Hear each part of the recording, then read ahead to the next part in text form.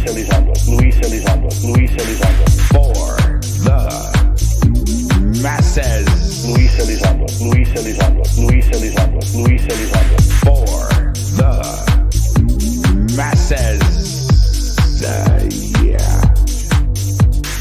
For the masses. Good trouble shows, good trouble shows, good trouble shows, good trouble shows. For the Soul Foundation. Yeah. The Soul Foundation. For the grifters. Yeah. grifters. For the masses. We the people have to come together. We the people have to come together. For the masses. We the people have to come together. We the people have to come together. Hi, everyone, here and around the world. Tall right, Nordic, tall right, Nordic. Hi, everyone, here and around the world. Tall right, Nordic, tall right, Nordic. The tall white extraterrestrials. Nordic, the tall white extraterrestrials. Nordic, the tall white extraterrestrials. Nordic, tall white, Nordic, tall white, Nordic. UFO disclosure. UFO craft and bodies. UFO disclosure. UFO craft and bodies. UFO disclosure. UFO craft and bodies. UFO disclosure. UFO craft and bodies. People who might not buy everything you're saying, who are skeptics, has said over and over again, he has no first-hand knowledge. He has no first-hand knowledge. Maybe we shouldn't believe you. When you say you have first-hand knowledge, maybe we shouldn't believe you. Legally, the fact that we're not alone. We've recovered material and we've recovered documents. And beyond that, the fact that we're not alone. We've recovered material and we've recovered documents. And beyond that, ontologically shocking but also uniting. Any evidence. Ontologically shocking but also uniting. Any evidence. I'm an intel guy. Ontologically shocking but also uniting. Any evidence. Yeah. Ontologically shocking but also uniting. Any evidence. I'm an intel guy. Daniel P. Sheehan, classified. Daniel P. Sheehan, classified. Daniel P. Sheehan, classified. Daniel P. Sheehan, classified. Crash retrieval operation. Psychological phenomena. Crash retrieval operation. Psychological phenomena. The death of UFO transparency. The death of UFO transparency. The death of UFO transparency. The death of UFO transparency.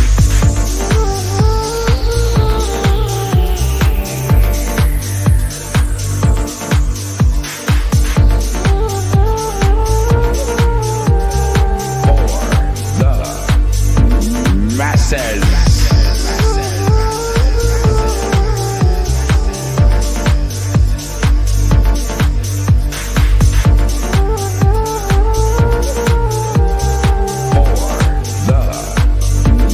Masses. Ontologically shocking but also uniting. Ontologically shocking but also uniting. Ontologically shocking but also uniting. Ontologically shocking but also uniting.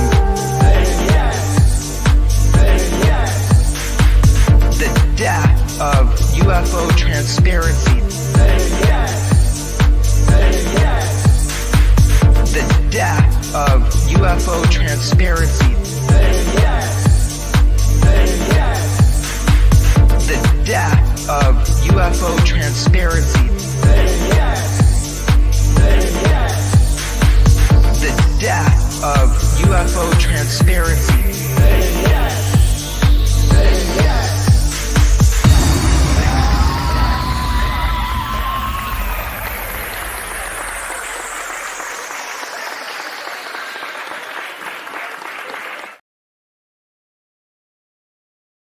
They're lurking in the shadows, preying on the curious. UFO grifters and scammers, making us delirious. They're taking over the community, spreading lies and deceit, but we won't let them win.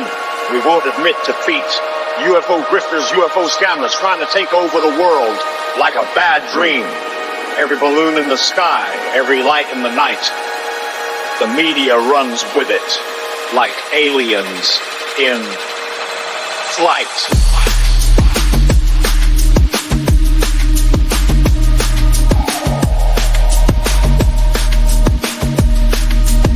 Don't get me started on those ancient aliens. Frauds, spreading misinformation like it's sent from the gods. They twist the truth, they bend the facts, but we see through their lies. We're not buying their acts.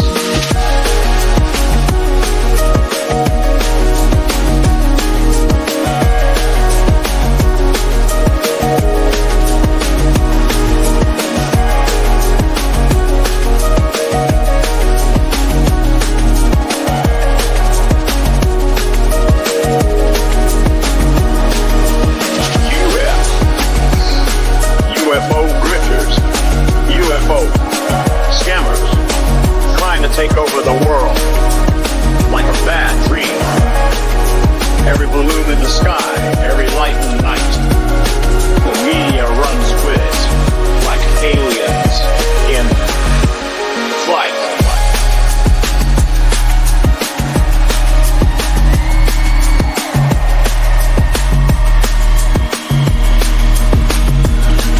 But we won't be fooled, we won't be swayed, we'll keep searching for the truth. We won't be afraid, we'll dance to the rhythm of our own beat and kick those grifters right off their feet.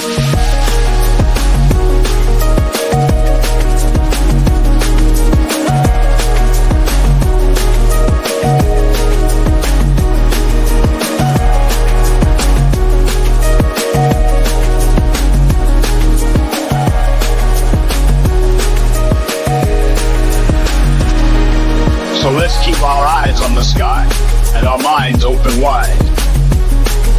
We'll uncover the mysteries with truth on our side. No more grifters. No more scams. We'll dance to the beat of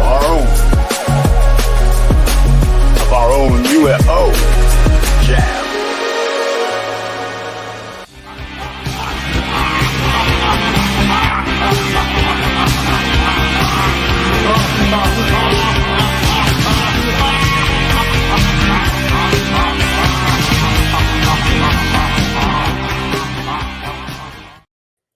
Greetings and salutations, friends, and welcome back. Tonight we're going to be doing an interesting conversation with Art Levine, who is one of the few mainstream journalists that is actually covering the UFO and alien topic from a critical perspective. Most of you are aware of my stance on the media landscape as it is right now, which is a complete and total mess, if you ask me. In this fast-paced internet age that we now live in, everybody is racing to just put out as many stories as possible, hoping that some will get the clicks and views to make those people pushing the stories some money. And this media landscape is the enemy, is the absolute enemy of good journalism, especially good investigative journalism. I'm sort of a fan of investigative journalism myself, completely self-taught, of course, but I can tell you that in order to do a good job doing any investigative journalism, it requires a great deal of time, research, phone calls, sometimes boots on the ground, visits to places. It's very time consuming. And in this media landscape that we are currently in, no one has time to do that anymore. So what we get across the entire media landscape is hundreds, thousands, perhaps tens of thousands, maybe hundreds of thousands of media outlets that do what I call copy and paste clickbait sensationalism journalism. Which really shouldn't be called journalism, but it is what it is. So because of the race to create content, many people are just copying and pasting. And you'll see, if you really start to pay attention, as I have, you will begin to see things like, according to this other media outlet. This is also problematic because essentially these people are absolving themselves of any of the normal journalism, tools like fact checking, vetting sources. They don't have to do any of that. They simply say, according to this other media outlet, this happened. And if the story is fake, it's not their fault. It was according to the other media outlet. So very few people in this, super fast race to produce content media landscape that we now find ourselves in, very few people are doing actual, real investigative journalism. But Art Levine is one of those people. I have also noticed that there's really only him. There's only two people in all of the mainstream media that are critically covering the UFO topic. There may be a few more, but then maybe they're not on my radar. They don't really come to mind. And certainly the two that I think of are Stephen Greenstreet from the New York Post and tonight's guest, Art Levine of the Washington Spectator. But Art has had a pretty prestigious career working for some very important media organizations. To tell you a little bit about him, Art Levine is a prize-winning investigative reporter and also a contributing editor of the Washington Monthly. He is the author of Spaceship of Fools, and his investigation for the Washington Spectator last summer on unproven claims of alien visitations, the dissemination of false information to government agencies, and the eagerness of mainstream media to embrace it. He has written for Newsweek, The American Prospect, The Salon, The Atlantic, The Daily Beast, Mother Jones, and numerous other publications. He's also a published author. I actually have his book. He's the author of Mental Health, How Corruption, Oversight, and Failed Reforms Endanger Our Vulnerable Citizens. He's also an advocate for those suffering from opiate addiction, and he has covered the subject of opiate addiction very, very extensively. So you may recall that he published this Spaceship of Fools article, which was really like a book. I think it was like, that was so long and covered so many topics about the fraud and fakery and abuse taking place in the UFO and sort of alien and conspiracy land communities. That was last summer, which was a pretty incredible expose, a lengthy and exhaustive look into fraud and fakery. It was an excellent piece called Spaceship of Fools, which we had him here as a guest when he wrote that. But now he's back with a new article. I'm just going to share my screen here, share that article with you. And the article is, and by the way, this is in the description of our video or podcast. I highly encourage you to read this entire thing. Pentagon strikes back against claims of alien invaders. I'm just going to read a little bit of this while we wait for our guests to be here and ready. For nearly a century, there has been a never-ending narrative about UFOs crashing to Earth. The public has been bombarded with ever more lurid tales of how the Pentagon and military contractors have been reverse engineering alien spacecraft they were secretly keeping hidden from public view, along with the remains of aliens they allegedly retrieved. But these legends remained largely a staple of pop culture and fringe conspiracy theories until a since discredited 2017 scoop in the New York Times sparked UFO mania that ensnared Congress and finally the federal government. The resulting hysteria provoked the enactment of new laws in recent congressional hearings, which featured repeated and unsubstantiated claims, led largely by right-wing House members, that the federal government was lying to the American people, together with demands to come clean. These sorts of attacks led the Pentagon to create a series of panels and offices to study the unproven claims. And here we see Mellon admits the 2017 New York Times UFO article was not journalism, but it was part of a plan to sell UFOs to Congress. A few skeptical journalists reporting for outlets as varied as the Washington Spectator and the New York Post pointed out that the wild stories emerged from a small group of influential UFO true believers and promoters prone to hoaxes, deception, and cashing in on the gullible public's near limitless susceptibility to cons. For years, the government has done relatively little to push back on all this until now. In March, the Pentagon's All-Domain Anomaly Resolution Office, or AARO, released a harshly skeptical new report that has infuriated the believers and inflamed the online UFO community. The report was augmented by scathing criticism from Sean Kirkpatrick, AARO's former director of UFO conspiracists, whom he accused of angling for more federal spending for their pet causes. He also noted that one mentally disturbed UFO zealot stalked him outside of his house, alarming his wife, and was later arrested by the FBI. Kirkpatrick said, "Whenever I lay out, hey, the data says that's not an alien, it's not a cover-up, they get violent," Kirkpatrick said in an interview a few weeks ago with the New York Post's Stephen Greenstreet. "I find that beyond reprehensible when you start coming after my daughter and my wife, because I'm telling you that you're wrong." In a series of op-eds and interviews, Kirkpatrick also denounced lawmakers for bowing to conspiracy-driven decision-makings. The report's findings have been greeted with predictable outrage by UFO proponents such as filmmaker Jeremy Corbell. That's pretty interesting. So the article is another long look into what's really been going on here in UFO land from a critical perspective, which I think is very sorely needed. Unfortunately, as I was saying about the clickbait, sensationalized copy-paste journalism, most media outlets are just copying and pasting. Hey, this former military official said that the government has aliens, so they just copy and paste it, and we're on to this insanity, this entire circus around UFOs and aliens, and nobody's doing any fact checking.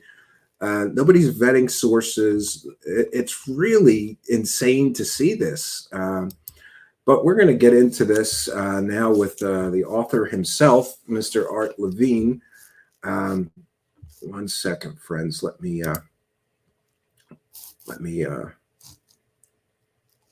bring him in here. We want to take a moment to welcome in the live chat. Welcome one and all. I see that we've already had a super chat. I don't know what AED is. Is that Australian? Megacity Media is here and sent a nice, kind super chat. Says, "You are an absolute legend, and I appreciate your kindness, generosity, and support for everybody." For anybody unaware, we read every single super chat, and we thank every single person sending support our way. We're a viewer-supported show, quite like the PBS model. Thank you, Megacity Media, for your kindness, generosity, and support, and helping us to praise the cash. Praise the cash, praise the cash, praise the cash. Okay, so just want to make a note. I appreciate the super chats, but I always feel uncomfortable when we have a prestigious guest like Mr. Levine here, and I don't want to interrupt the conversation every few minutes or however, to read the super chats. So I appreciate your kindness, generosity, and support. I promise you we will read them all at the conclusion of our talk with Mr. Levine. So without further ado, we'll bring him in here. Welcome, Mr. Art Levine. Good to see you again. Good to see you, and keep up the great work. And as your readers will learn, I quote you several times. I saw that. Yeah. I'm famous in Washington, D.C. That's awesome. Thank you for that. I appreciate it. Every little bit helps, and you gave link backs to some of our previous coverage, and I can see how busy you have been by the depth of this article. Yes, basically, I thought the AARO report, when it came out in March, was a very important event, even though there's a lot of nitpicking that might be expected from the critics. I thought one of its significant elements was that it was um, putting a definitive government say so. Hey, excuse me, this narrative not true, and here's why it isn't true. I thought it was historic. Yeah. I thought it was historic. They've never been so. I've never seen the government. Maybe in one other case, in the Roswell case closed, they were very forceful in their denial of anything alien. Yeah, but by the time the Roswell Air Force reports came out, and also I think there was an Inspector General report as well, when they came out saying, "Hey, it was Mogul, we lied earlier," so we lied back in 47 and said it was a weather balloon. We were lying because of the classified spy balloon program Mogul. The culture was already so skeptical and conspiracy minded. It didn't really land like it should. And the Arrow report, I happen to think, is having some impact. In other words, it's led to a certain cooling about certainly like views about Elizondo have been hurt even among some true believers. I believe Jay Anderson of Project Unity, for instance, raised questions about whether Elizondo actually held the position he claimed that's going to be in his forthcoming book. And one of the points in the article is the book itself is, and this will be, a court test, is essentially there's been a whistleblower complaint filed by Cal Korff, who's a skeptic and an author, both to the SEC and to Scotland Yard, where his British publisher is, alleging consumer fraud by making these extravagant, unproven, and thoroughly debunked claims that he headed a $22 million program of the Pentagon for mostly, for about 10 years and just rode with it. And what keeps happening, and I incorporating it, is how both for him and the inside intelligence whistleblower David Grush, their stories keep unraveling in remarkable ways. Yeah, they're punctured and and I have been following it since last, when my article came out. I'd been following it for some months earlier, the Elizondo's original claim, and then Grush came forward. And just what is so striking is no matter how many different ways the skeptics and now government agencies explain why it's not true, the true believers, they simply mental gymnastics. Yeah, they make excuses for it. Yeah. And what I did want to ask you though, because I'm sure I'm sure I've already gotten a message about this. Do you think that anything will really come from these criminal complaints? Because I heard Daniel Sheehan basically say, anybody can file a complaint. It doesn't mean anything. Do you think they actually will be some action there? I think there. Korff is a very controversial figure, and he's kind of equally hated by skeptics and true believers. No, I don't think he's equally hated by skeptics and true believers but there's definitely people on the skeptic side who kind of are critical of him. Yeah, he's a controversial figure. Let's leave it at that. Yeah, but here's the point, though. You got to read. Here's the thing: is I go by the actual product, not by personality disputes. So I find his work highly credible, extremely well researched, and he's a pioneer in this field. And a lot of the criticisms that have that have been hurled in his way over the years have their origins through spreading through more mainstream UFO community in a Billy Meyer cult group that he brilliantly exposed in his book Spaceship of the Pleiades.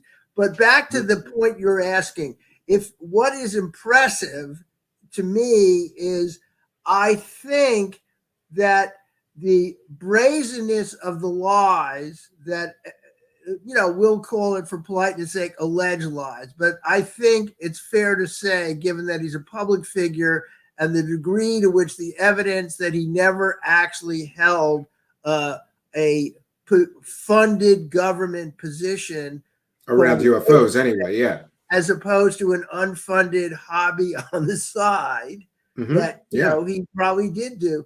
But I just thought it was I thought it was crazy to read your article, because just a few weeks ago or a week ago on Twitter, you know, when Green Street got that another scathing denial of Elizondo's claims from the Pentagon, I tweeted that and said, will Elizondo actually be, you know, facing some kind of consumer fraud problems if he markets his book on the lies? And then your article comes out, and apparently, you know, there's people filing complaints about it. You know, let me rebut one claim that is common across both the skeptic, some of the skeptic community, and certainly in the true believer community, which is, oh, anybody can file a complaint. It doesn't mean anything. Here's the thing is, in the 80 years, nearly 80 years of UFO hoaxes, lies, and myths, the skeptic community hasn't gotten itself together to try to hold anybody legally through civil or criminal action accountable for making money off of transparent lies and fabrication. Yeah, isn't he filing complaints against what is the British guy got his Nick Pope? Yeah, I think he's filing fraud complaints against Nick Pope as well. He has something that he has called Operation Pandora's Box, which is kind of unfolding different activities to hold people accountable. And he has a court. Well, in the case of Nick Pope, he says, I ran a British government UFO program. And the British government says, no, he didn't. And he's taking money from people at conferences on that lie. So to me, it is consumer fraud. And I think these people should be held accountable. This is the point I wanted to make that's quite important. Please, I urge the readers to actually click on the links to both the new complaint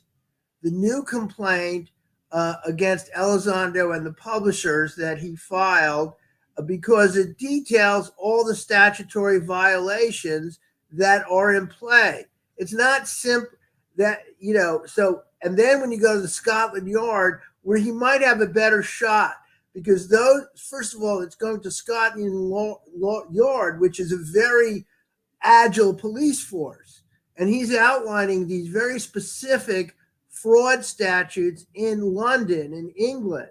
So this is not just some guy writing a note, hey, I think he's lying, look into it. You have to actually look at it and go, if either in the SEC or Scotland Yard, someone takes this stuff seriously, as they might.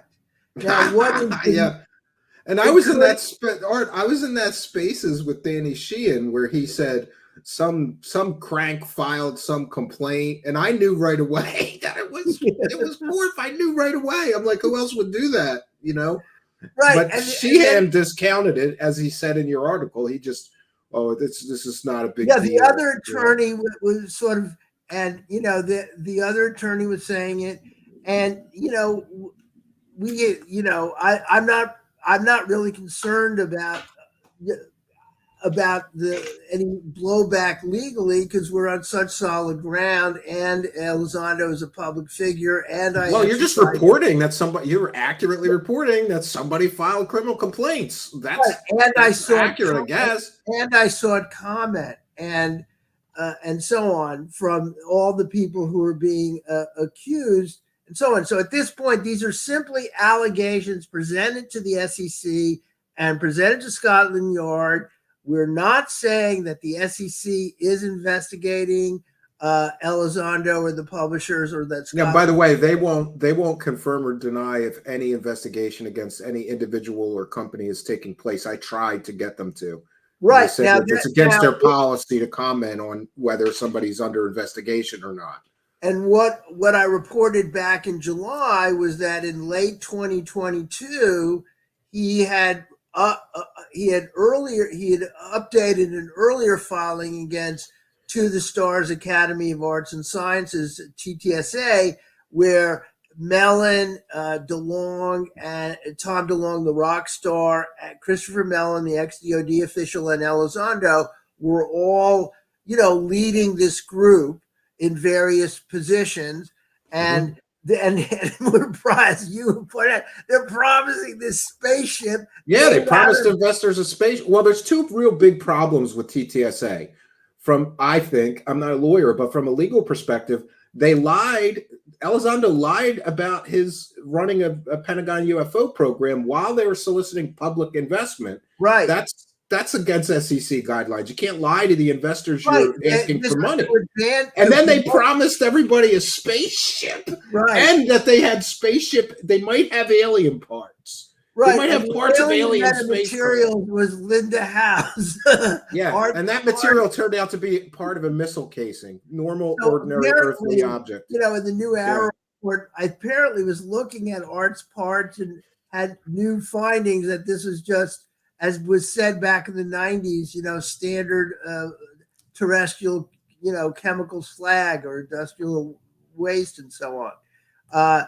So what is really remarkable, the more you look at it, and I try to pull it together and give credit to the very good work done by a host of people from a skeptical point of view that includes you, and I mentioned Street, and I linked to the work of Charlie Weiser in Australia, who's excellent on Rose Coulthard.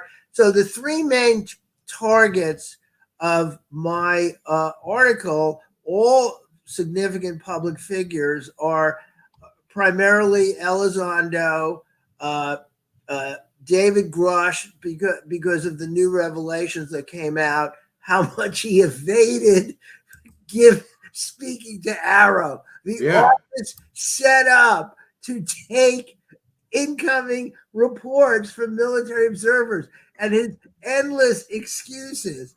Yeah, and I think that's because it got back to him that they're really investigating these claims hard, and they're going to want real and verifiable evidence. He's not going to be able to, I think he knew he wasn't going to be able to bluff them because they were really aggressively investigating the claims. But the thing that is so striking about all of them is the sheer brazenness. So in other words, like if I happen to be David Grush, I would not say under oath, I really want to talk under oath to back in when he gave his testimony. I think it was in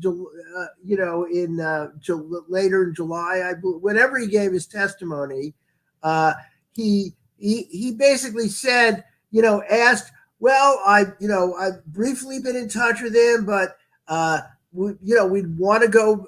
I'm eager to give him my sage understanding when Kirkpatrick becomes head of Arrow. And then when in November, Kirkpatrick complains to Politico, the guy hasn't come into the office. What's going on? And he issues this totally blanket denial, which is, we have gotten no emails, no phone calls from them. Yeah, and I mean, technically, he did a weasel thing. He's like, I haven't gotten any emails or phone calls officially. Officially, yeah, but he knew they were trying to reach him and contact him. So that's a weasel move. When you look at the memo that that I think it was Greenwell got a hold of, it was really explosive, where they have these 9 separate times where they're trying to contact him. And in some cases, I think they may have actually spoken to them. And then in November, prodded by congressional investigators and staffers who believe in his tales, were urging him to just meet with him. So they were true believers, taking Grush at face value, and they are going, why don't you just meet with? Go show him your evidence. All the excuses were, it's so, and then he kept coming up with all these excuses, and the DOD is bending over backwards, sending him written authorizations about the scope of their ability. That you could tell us. They sent him paperwork that basically assured him he could tell them anything, classified, SAP, whatever, and he would face no consequences. And he still refused to go in and present any what I evidence. really find fascinating is like the True Believer podcasts and amplifiers, like the Good Trouble Show. They kind of ignore the issue of. They go, well, he had good reason not to speak to Arrow, but they kind of he didn't trust Arrow. Yeah, he didn't trust them. They're part of the cover up. Yeah. However, they ignore. Well, okay, that's a stance that you could make a plausible argument, but you don't lie under oath, and you don't repeatedly lie that I am eager to speak to Arrow, and they ignore that completely. Yeah. Well, it's part of the. And part of it is. The whole cognitive dissonance issue, which is worth studying in this community, because if incoming facts challenge your beliefs, what happens is you reorder your beliefs and you create new rationalizations. It's just an endless process. And I pride myself as a journalist on someone, I might have a hypothesis, or then I will change my point of view if new evidence comes about, or if I come out of it, like in my book on mental health, most liberals believe that the VA is a role model of superb government-run medicine, and this is. I ask anybody that has ever had medical treatment from the VA, it's a mess. Right, but a lot of liberal publications promote it as best care anywhere, and so on. And I'm not kidding. So the point of it is, in my reporting, regardless of liberal democratic ideology, I go, hey, wait a minute, here's the facts of the ground, totally different. And I think one should be open to new developments. And that's what the UFO community, I think this is the point. And near the end of the piece, I get into Jason Sands. That was pretty interesting. And what my view on the Jason Sands, for those who aren't that familiar with it, is so Jason Sands on April 21st stepped forward, is a former military officer who then claimed all these bizarre tales of seeing blue avians and tall white aliens, 20 and back, super space program, and going to Mars and being part of the 20 and back program. And as I point out, all that mythology came from Corey Goode, who's been discredited on your show, this UFO celebrity, because when he was put under oath in a deposition, he said, "No, I actually haven't." I've actually never been to space. Yes. Yeah, and I like the line that you wrote. Like, what did you say? Like a disgraced televangelist who goes back. Oh yeah, right. He comes That's back. what Corey Goode is, right back to grifting. It's spectacular that anybody would pay money to see him speak after that. Everybody, some people watching it is. So he basically did a walk and talk video in the forest in which he basically was saying, well, look, I had to say this. Yeah, so he basically admits to lying under oath in a public YouTube video. Right. You can't make this stuff up. Like, how dumb are you? And by the way, I kind of found out that let's just say that some of the people involved in his legal cases found out some of the stuff that he was saying on the internet, and that may have affected the case, the disposition of the cases. If you're a judge and your court clerk shows you a video of somebody saying, "Yeah, I lied under oath," you might not, sanction them, but you will become very biased against them. So essentially, he was suing his media partners and others for not. Yeah, and that was spectacular, because what you have to remember is that Corey Goode brought all of this on himself. He sued everybody, his former business partners. He sued a bunch of online critics in some bizarre claims of a RICO, like that there was a bizarre, like a whole criminal enterprise trying to stop him from making UFO dollars. Right. And so they and what was most telling is that he was accusing his business partners of stealing money from him somehow. But in the depositions, he admitted that he took hundreds of thousands of dollars from those accounts that belonged to his business partners. So Right. he's accusing them of embezzlement, and then he admits to embezzlement in the things, Here's and my now they're all. Did you raise the issue that they're stealing my intellectual property as well? Was that part of this? I think that was part of it. Yeah. And what was interesting is all the cases pretty much, he lost everything. He lost every case, but he tries to spin it, we've reached settlements with our previous business partners. Like, so the outcome dumb as shit because he started all this stuff. All he had to do was keep his mouth shut. His problem was greed.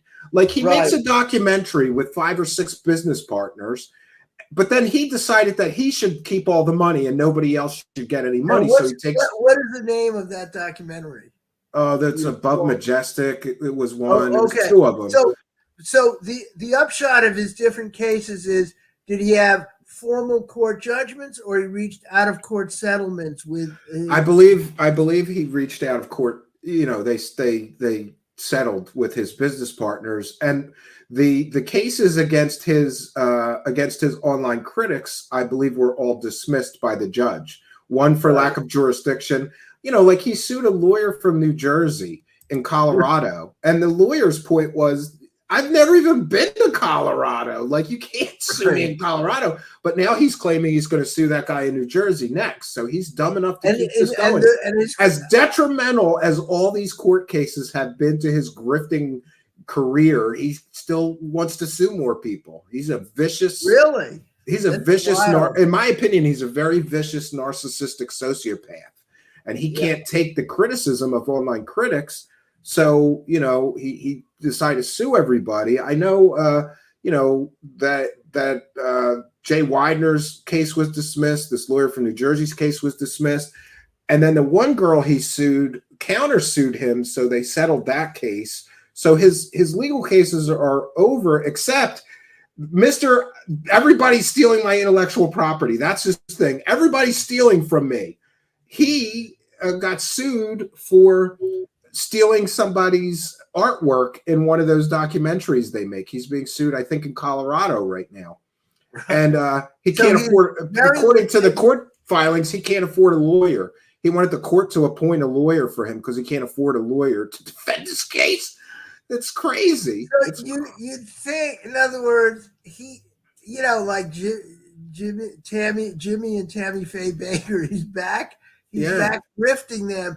What is really remarkable, your leader has been caught on film saying, in a deposition, that everything he had claimed for years on Gaia TV was not true. He had made it all up. And you would think that would have a deterrent effect.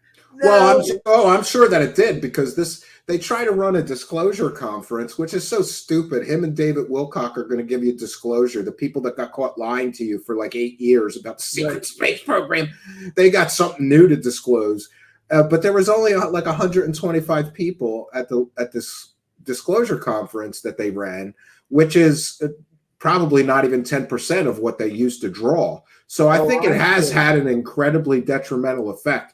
He's going to keep grifting forever, in my opinion, but he's never going to get the big money that he used to get. He's never going to get the big money anymore. Here's what I think would be productive for this whole debate. If through some legal mechanism or another, possibly Scotland Yard or maybe SEC, or maybe a private action, Elizondo would be put under oath in a deposition. And if he is put under oath in a deposition, I think it's possible he could fold like Corey Goode did. Oh, absolutely. Because what people don't realize about depositions is they can have you in that chair for like 8 hours. You have to answer all the questions for like 8 hours. And I think I don't know whether you can, I think you may be permitted to take the fifth or something like that. Oh yeah, I mean, that's a constitutional right. They can't force you to answer questions. Right, but here's the thing: is if he's, do you imagine if Elizondo is saying, well, I headed the program, and here's this letter written in 2021 from Senator Harry Reid. Yeah, who supported the original scam. Pentagon program. I love it when people post that letter. Like, okay, so your proof is that the guy who started the whole scam is co-signing the most recent part of the scam. Like, right. It's so stupid. Spin-off. And what I loved is I really want to know who I talk about it as a jerry-rigged email chain that he created. Oh, that one was great. Yeah. What are you talking about, Lou? Before Elizondo is going to leave. And again, I really want to thank John Greenwald's work on this and getting all this stuff. He does great work. It's invaluable. He's awesome. So he creates this note that is filled with bureaucratic mumbo jumbo and is never ever referring to UFOs or aviation or nothing. And he blows it up and, hey, we've been talking to the front office. We're going to get you. We're going to get you involved. And he writes to his colleague, and his colleague goes, "Thanks, Lou. I need to. Yeah. Can you tell me what this is?" You know. Yeah. It's so crazy. Well, because here's the thing too. Like, one of the things that bothers me about the True Believers not putting two and two together is if you look at that email exchange. You know, if this ATIP was a real program, wouldn't that guy who was being told he's going to take it over know what it was? You know what I mean? Like, he didn't even know what he was talking about. Like, what are you talking about? I'm taking over a portfolio. But, you know, he couldn't, like the memo could have had even one word related to anything to OSAP, aviation, ATIP, UFOs, technology. Not one word, It didn't have literally one word. So it could. I think you're right. I think he sent that to provide a paper trail of proof for himself later. Yes. And, you know, but this is the thing is, and I had dealings with Danny Sheehan before my first article, and I don't go into great detail on it, just, and, you know, I have a lot of respect for Sheehan's earlier work as an important attorney on Native American rights. Daniel Ellsberg. He's done. That's what fascinates me. He's done some great work in his past, but then he went full wackadoo. Something happened, you know. It's hard to figure out. But what was remarkable, I have these email exchanges in which he then representing, you know, on a bunch of issues, because he also filed the defamation claim to the Inspector General. Sheehan was the one preparing it, where so basically Sheehan said, "Oh, we're going to have proof of internal documentation from Elizondo about he ran ATIP," and he kept promising me for months that I'd be getting some kind of email exchange. Yeah, something, anything that would give even circumstantial substantiation to what he was saying. I never got it. And then what really struck me as remarkable was, given the nonstop criticism since Keith Clore's article in The Intercept in 2019 going, hey, I don't think he really had, you know, a very well done article by Clore, you know, poking holes at. And by the way, I should have mentioned him as one of the people that are covering this subject critically. He does a good job as well. Yeah. And so what is striking is this email, which is in theory nothing classified in that email chain, which is transparently a put-up job, could have been leaked 5 years ago. In other words, I don't know how the email chain, which appeared on Reddit, you know. Yeah. Why didn't they pull that out years ago? Yeah. Well, they needed to hold on to it in case his story started unraveling, probably. Yeah, but they could have released this early. I think they might have released you know how I'm assuming. I can't assume that he played a direct role in the leak, but he was certainly approving of the leak as another sign that he actually ran a multi-million-dollar program. here's this letter. I'm passing my duties on. What more proof do you need? If he had released that in 2019, people might have bought it in his community, but other journalists would go, hey, wait a minute. This doesn't make sense. What is that person's name? Neil Tipton. I know several people. Yeah, that he claimed that he was handing the responsibility off to. If anybody has his contact information, I'm aware of a few journalists that try to get comment from him about that, but I don't think anybody has gotten to him yet.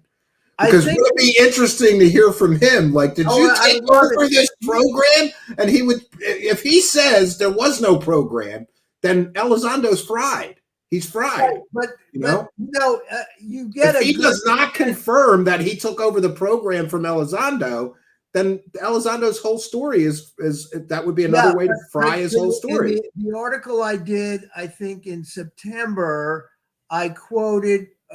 I think it was in September, or may have actually been the first article in July, when Greenwald got that memo of it was hilarious reading, which is when the staff of the DOD and his superiors in different agencies and intelligence agencies, so their internal discussions about Elizondo coming out to the New York Times.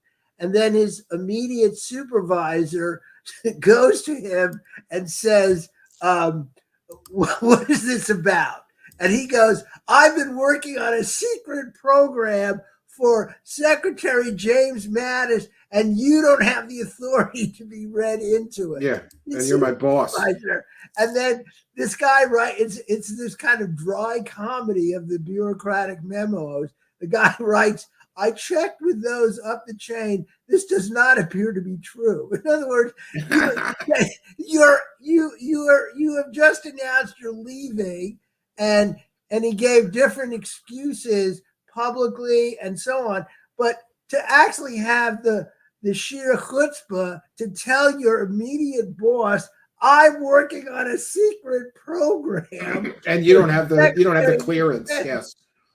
Yeah, and that's another prover to me that this was all a construct of his, because he comes out in the media and says, I resigned because they're not taking UFOs seriously. Well, why didn't you put that in the first reasons that you gave? You're right. He's got multiple reasons for why he's leaving. Yeah. Yeah. Right. That's the other thing that came out. So the one that was made public was not necessarily the actual much blander note that in other words, what he made public, I don't think was what was actually forwarded up the chain. The one that is, I want to tell the truth about this. Yeah, I'm the UFO hero email. The actual email that went up the chain was much blander, I believe. In either case, he had two different type of emails. And of course, there was never any evidence for any of it. What I'm fascinated by even now, because even assuming Leslie Kean and Ralph Blumenthal are totally in the tag for UFO myths and stories, that the two of them and staff writer Helene Cooper, when the article came out in December 2017, couldn't figure out that this guy was not running a real program. Yeah. Now, part of the reason could be, here's my theory, which I think is, I would love to know the real story. We know that in interviews that Leslie gave me and Leslie gave documentary filmmakers, she didn't want to mention anything about Skinwalker Ranch, where so much of the research into, ghosts and goblins and jackal-like wolf characters smoking cigarettes and the smoking dogs is my favorite. They turned around and they were dogs in trench coats, whatever. And that because she wanted to make it all look credible. And the thing that is mind blowing to me is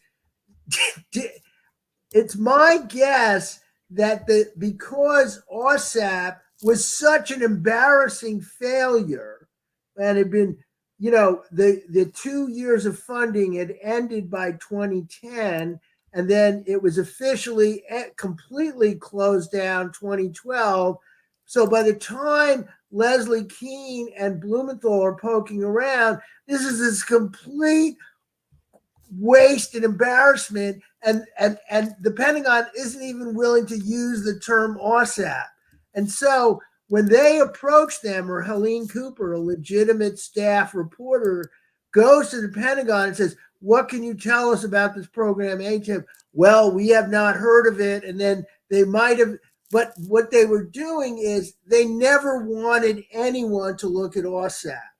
And so by hiding and deflecting away from OSAP throughout, it comes across as, oh, this is another typical cover up by the Pentagon. So we since the Pentagon isn't confirming HIP as described by Lou Elizondo, he must be telling the truth because the Pentagon always lies. So we'll just go with Elizondo. Now they claim in subsequent interviews, oh, this was heavily vetted by our editors, and this was triple checked. And that's what I don't understand, Art, because I would think that the New York Times would have a better vetting and source checking sort of editors and process, because it's the New York Times, It is the but New York this Times. is all like basically a single source story. This guy came to us and told us this stuff, and we're going to print it. Right, and they might have. I know in subsequent stories they quoted Eric Davis as bragging about giving briefings to DoD officials about off-world technology and so on. I mean, and they did get Harry Reid to admit his role somehow. I mean, so the point is, it had the patina of a normal news article, but there were so many things that were unusual. First of all, the two of the three authors were freelancers, and who were, they could have done a simple Google search of and see what kind of stuff they covered in the past. Yeah, and Ralph Blumenthal. She's covering mediums and ectoplasm, and she's been writing about, and she was in an actual lobbying disclosure group. So to me, Leslie Kean covering UFO disclosure is like a pro-life, devout Catholic, anti-abortion activist covering the Dobbs decision for the New York Times about abortion. You're not going to get the full honest story here because they're so invested in it. And so she was so invested. What I think happened is the Times, like other media outlets, were hit so hard by the internet and loss of advertising that they needed buzz and traction, and they were willing to throw out normal journalistic standards. Yeah, so it's manipulative. For very manipulative. And we're still back to the. I wanted to ask your opinion. Back to the thing about holding some of these people accountable. A big part of your article sort of deals with that fact that for 80 years it's been like the Wild West. People can say anything, lie through their teeth, be caught lying. There's never any consequences. Do you think that if one of these UFO celebrities does face legal consequences, don't you think that would change this whole thing overnight? Because I think it would have a very big I think at the very least that everybody would have to slap for entertainment purposes only on everything they do as a sort of disclaimer to get around any legal problems. I think it's going to be very important. So in other words, it does seem to me, because I think some of this will be made public in the next succeeding week, a number of high profile. There's already been a police complaint filed against Nick Pope, I believe, in some of the localities in the U.S. because of his making money off of his claims. False claims, yeah. Now, what I point out is the actual test hasn't been brought. There isn't a strong precedent saying that if someone makes money from a completely transparent lie presented as true, in book or conferences, is that person committing consumer fraud? That hasn't really been tested in court.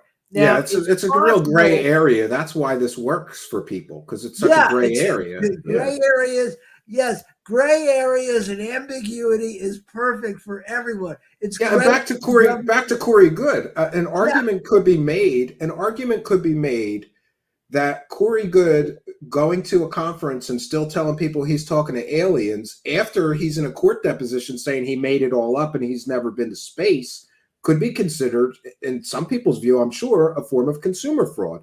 Right. You know? The issue is that in this arena, as opposed to areas that you've covered in the past, like med beds, where people can be prosecuted for healthcare fraud, the issue of total lying for profit with made up stories about the paranormal and UFO hasn't been tested in court.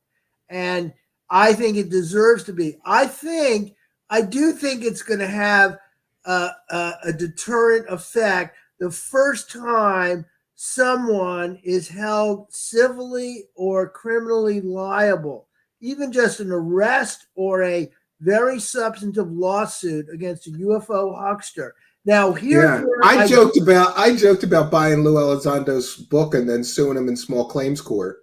Because, even that would be funny. It would be funny. If he lost that case, that would be funny. Right. But in some respects, the complaint that Korf is filing now with the SEC is a stockholder investor suit because he bought stock in News Corp just to file the complaint. Right. He bought stock, and now that gives him standing beyond just being a whistleblower. And it's important to remember that he had filed, as I said earlier, he had filed in late 2022 an updated complaint against TTSA DeLong for alleged fraud. And both of the SEC cases, they have pretty strong legal grounds because they, particularly TTSA back in that case, it is seemingly a good case because they were making materially false claims to bring in investor money. Hi, we're being one of our top people is the former government head of the UFO program, Lou Elizondo. That was a false claim. Obviously, the spaceship that can travel instantaneously like in Star Trek, that also is a false claim. Now, the new case to the SEC has a certain grounding in that Korf is representing, it isn't a class action, but he's going to the SEC alleging as a stockholder investor, they're making fraudulent claims. Which could be damaging to the shareholders. Yeah, damaging to the shareholders. Now, what's happened in the past, is when there have been fake articles, like there was a famous author who had a memoir and a title like a million little pieces, and then he went on Oprah, and then it was exposed as lying, and then he released it. What happened? And then there's another author who created a story that he was a Holocaust survivor, and he met his current wife through the fence, at Auschwitz or something like that. It was completely made up. One or the other might have been somewhere in a camp, but the notion that they met and married and both were in camps and both survived, heartwarming story, a total lie. So the publisher had to withdraw the book, withdraw the publicity, and then I guess seek their advance back. Now that is as far as has happened so far when someone publishes a phony memoir, or when that photographer, published the Howard Hughes diaries. Clifford Irving, I think, published the Howard Hughes diaries that he claimed to have. And then, no, he didn't have it. He made it up. So in all those cases, the publisher goes after the author and seeks their money back and withdraws the book. But that isn't the same. It might be that if there is sufficient mainstream news coverage in the reporters who cover the publishing industry about how scandalously untrue or apparently scandalously untrue the Allegedly. Elizondo book is, Yeah. that might be a trigger, because they are out there. They're putting their necks out there, and they certainly got plenty of warning when I went to the publisher to seek comment, both the British publisher, William Morrow. Yeah, and they didn't comment, did they? They didn't comment none of back. them commented. They didn't even, none of them commented, and they, that's where they left it. But if this story of mine and the loss and the legal complaints against him by Corf to SEC and to Scotland Yard generate mainstream news coverage, it might lead the publishers to think twice or create some kind of distancing thing, or they might create a last minute thing where they go, a wonderful a fictional memoir of his time, to figure out some way to make it a science fiction novel. Yeah. It'll be interesting to see if anything comes out of that. I'm anxious to see if there is any action. Even if the publisher just says we're going to cancel this book, to me that would be sufficient action to. Oh, I think it would be very important. Now, here's the thing: is no matter what, but they're already taking pre-orders though. So yeah, no, that's the thing. I was actually kind of surprised. I thought, given the voluminous new evidence that was presenting, I thought they would come back with some weasel words like, "Well, we're looking into it," and something giving them an open to not publish it. No, they're chipped in on this, seemingly fabricated claims. I'm sure after they got my letter that they contacted, Elizondo and his agent, and I guess Elizondo's agent, I don't know what they get. Elizondo's a great talker, probably convinced them, oh, don't worry about it. And I don't know what he told them. Hey, that guy's a crank or whatever. Yeah. Yeah. And isn't it interesting? I don't know if you see, I happen to be in this space where Danny Sheehan was speaking, and that statement that Lou Elizondo made claiming that he was under threats, right? Yeah. What that actually was about is that somebody with knowledge of UAPs committed suicide, but conspiracy-minded that all these people thought that he was murdered. But then the investigation... Do you have any idea who that person is? No, I don't. But essentially, Lou Elizondo and just assumed that he was under threat because somebody murdered that guy. When it turns out he just committed suicide. And the investigation concluded it was a suicide. There's no foul play involved.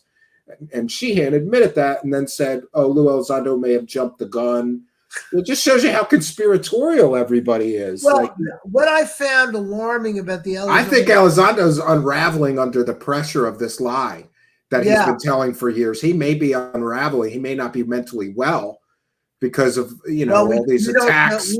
We don't know. Alleged attacks, perceived or imagined. Right. Yeah, when he said, I have good reason if I disappear, or my family gets attacked, you'll know why. Well, we don't really know why, because you're not really naming who is your enemy plotting to get rid of you. But what alarmed me about the I am under threat is it had the echoes of cult leaders like Jim Jones or David Koresh. I'm not saying that Elizondo has done anything as remotely terrible as those individuals. Yeah, it's similar tactics. And by the way, just so everybody's aware, so many of these people do it, and I think it's a psychological ploy. Like David Wilcock and Corey Goode do it. They pretend that they're under all this tremendous threats, You know, Right. the deep state is after them, and it makes people think, oh, their information must really be important, Right, if they're right. under threat. You know, it's a psychological prover maneuver tactic, in my That's view. why So I many of them do it. had a special section about, which I thought was very important, but it wasn't get that much emphasis. The Arrow reports running down the claim of DNA disclosures. Mhm. And I link to references to things we can't say or DNAs from Elizondo, Eric Davis, and I believe Grush as well. And then they're definitive. There's never been an NDA or anything like it remotely connected. Yeah, so you know that all those people have been lying and just using that as an excuse for not providing evidence or details for years. I thought All of them have been doing it. Yeah. And And for those unaware, just to explain, people like Eric Davis, Dave Grush, and Elizondo always claimed that they can't violate their clearances or their NDAs, or they could be NDAs prosecuted. And Arrow said there is no NDAs. They made that up. They're just making that up. But here's the wonderful element of circular reasoning is, so regardless of whatever lie they claim, and it's sort of relevant here, and it's also relevant to David Grush has all these classified information he gave to the. By the way, 5 more days it'll be a year, no evidence. Oh, really? It's 300 days. It's 360 days now. I'm telling you, that would be. You should have a Dave Grush anniversary show. I'm going to do that. We're going to have a panel show. You should come on it. We'll talk about all the evidence he released in the past year, right? But here's the wonders. There's a very good Wired magazine video I post where they quote scientists and science writers explaining why you can't argue with conspiracy theorists. Is because they always have some reason to explain away whatever the contrary belief is. And so a central element of true believers in UFOs and the paranormal and true believers in conspiracies in general is their beliefs can't be falsified. Yeah. That is a critical intellectual concept that they're not willing to accept, because they go, so, the most obvious one that you and I have both noted, and Mick West early on, Greenwald, is, hey, he has all these secrets, David Grush, that he can't reveal, but he's given them to the IGIC, he's given them to the Senate and the House, but he can't talk about it publicly. And then there's this broad sweeping statement. Everything he has discussed, he is allowed to talk about publicly. And you have the quote from Susan Gough, and then they all go, well, Defense Department is lying. But the whole point is... so in other words, no matter what you tell them, they will create excuses for it. And that's what people are saying now. I always joke, I stole it from Stanton Friedman, but I always say when people are like that, I just say, I won't bother you with facts. Your mind is made up. Because no matter what you tell them, and you see some of the threads, and you've probably been involved in some of those Twitter threads where, people say, well, what's your source of that? And you give them the source, and then they argue with you about the source that you already gave them. Or my favorite is, where's the evidence of what you're saying? Or, I have said about Grush that people made hundreds of thousands of dollars off of right. it. Where's your proof of that? Anybody can look on YouTube and do first grade math and, come up with, they've made hundreds of thousands of dollars in monetized views. There've been like millions and millions of views that his stories have gotten. That's a lot of money on YouTube, So here's the thing. I do think that if a book is withdrawn or someone is put under a deposition, Corey Goode style, that could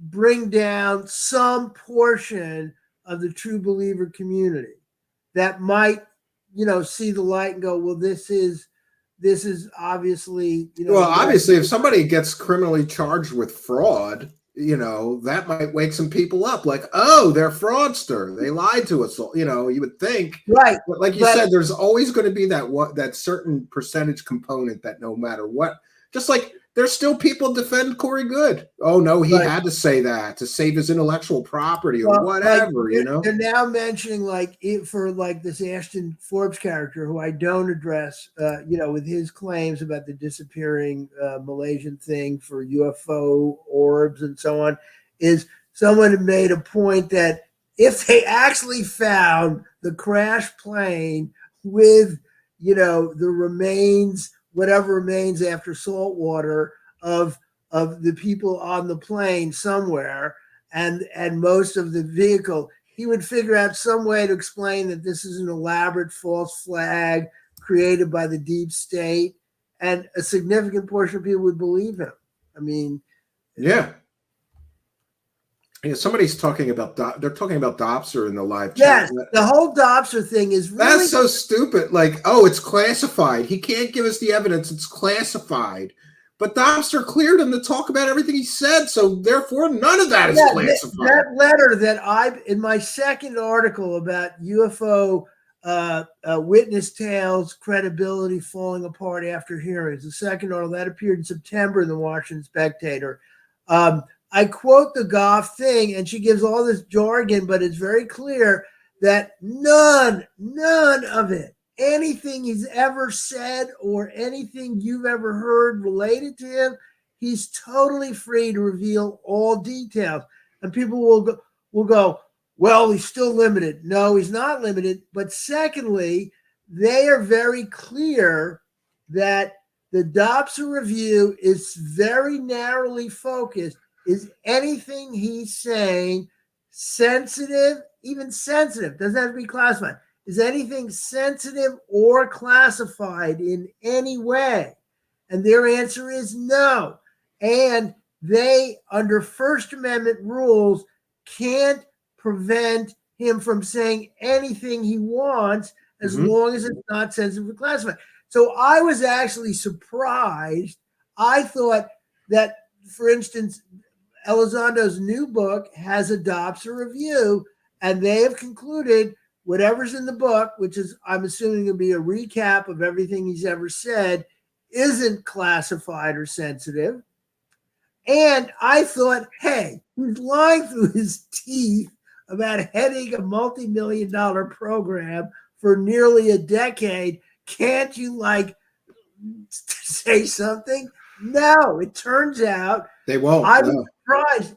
He has a First Amendment right as an author to make these claims, and they're not going to correct them. It's kind of like a very rigid free speech rule. It's kind of Dobson won't correct him, but the Pentagon may issue a statement. Oh yeah, the Pentagon. But Dobson itself, Dobson is only checking if something is sensitive or classified. They are not. They're not. It's not like a rubber stamp that says this book is true, but just because it's been through Dobson, that's a misconception as well. Yeah. What I was fascinated is it seems the Pentagon eventually admitted that there was a UFO program some months after the Times article appeared in December 2017. But as far as I know, they have never said that. For years, they've repeated Elizondo had no assigned responsibilities or no responsibility around UFOs, on ATIP or UFO research. And they've said that over and over again. But in some of his more recent posts in the last month, he said the Pentagon acknowledged I led the program and then they changed. I don't think they ever acknowledged. No, yeah. Led the program. It's all wordplay to keep the grift going, I suppose, But here's something I want to express some sympathy for the true believers and particularly the experiencers. One is, if you had an experience, either of abduction or a sighting, it's very real to you. And sure, yeah. And there might be, even though there might be alternative explanations like sleep paralysis, or you see something that might have been a secret aviation project, it's a very real feeling that people have a reasonable right to have those feelings. Secondly, if all I read and all you read was the New York Times and everyone repeating it, and all of the pro-UFO people with large audiences and Fox News endlessly, and now then News Nation endlessly repeating this is overwhelmingly likely a proof of alien invasion. There's reverse engineering. There's been dead aliens. Here's these prominent former military officials telling us this. I would believe it. In other words, it's the New York Times. You would think it's credible. Yeah. Yeah. Remember at the opening of that hearing? I remember, Art, when that article hit and we sort of got our first sort of look at Elizondo, something didn't sit right with me and I couldn't put my finger on it, but I said, I wonder, because, part of me, I would love to believe that a lot of this stuff is true. I certainly have interest, even though I'm so skeptical now. But at the time that he came out, I remember thinking, maybe he really is different and he's not going to be just another grifter. Right. And then slowly but surely, as soon as the TTSA thing started up, I went, oh, he is a grifter. But maybe he's a grifter that really does know something about UFOs and investigating for the government. And then it all just, unfortunately, with one thing I've noticed is with Elizondo, it took like years for his lies to unravel. It really took years for people to start digging in. But Grush, it seems like it's fallen apart in under a year. That was the lack of evidence. Part of my point is because of the Times and Elizondo and then Grush, the standards for rational thinking and evidence kept collapsing, lowering and lowering and lowering and lowering, so that no evidence was required. And in other words, when it started in 2017, they had these videos that you could have back then plausibly made the case, well, these are so anomalous, and then it's been shown, well, no, actually they're not. Those are nothing burgers. Yeah. And but what happened is the standards kept falling. So then by now all you need is somebody with good credentials saying stuff. And I don't know if you caught this, but I did. Somebody sent it to me right before broadcast.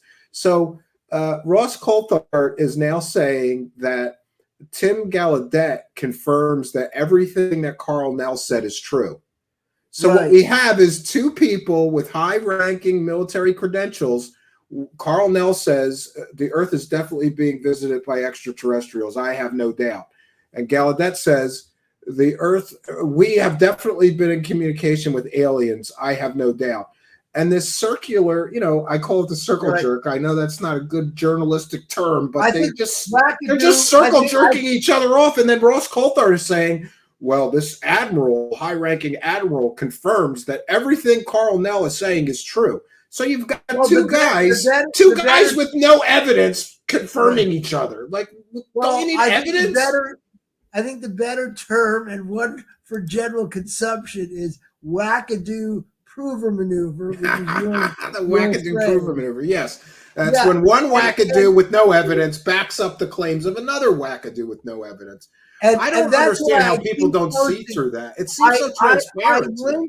I think anyone who's open-minded and sort of on the fence, and even maybe true believers who are probably not in large numbers watching this, but should read the, I quote and post regularly and link to it, the Open Culture wonderful literature website links to Carl Sagan's baloney detection kit, where he talks. It's a brilliant and also his book called the Demon Haunted World is also worth reading. It's very valuable now about understanding supernatural and UFO claims, and he points out one of his central tenets: you can't accept based on authority of the person making the claim. Well, that's all they have. You notice they talk about the credentials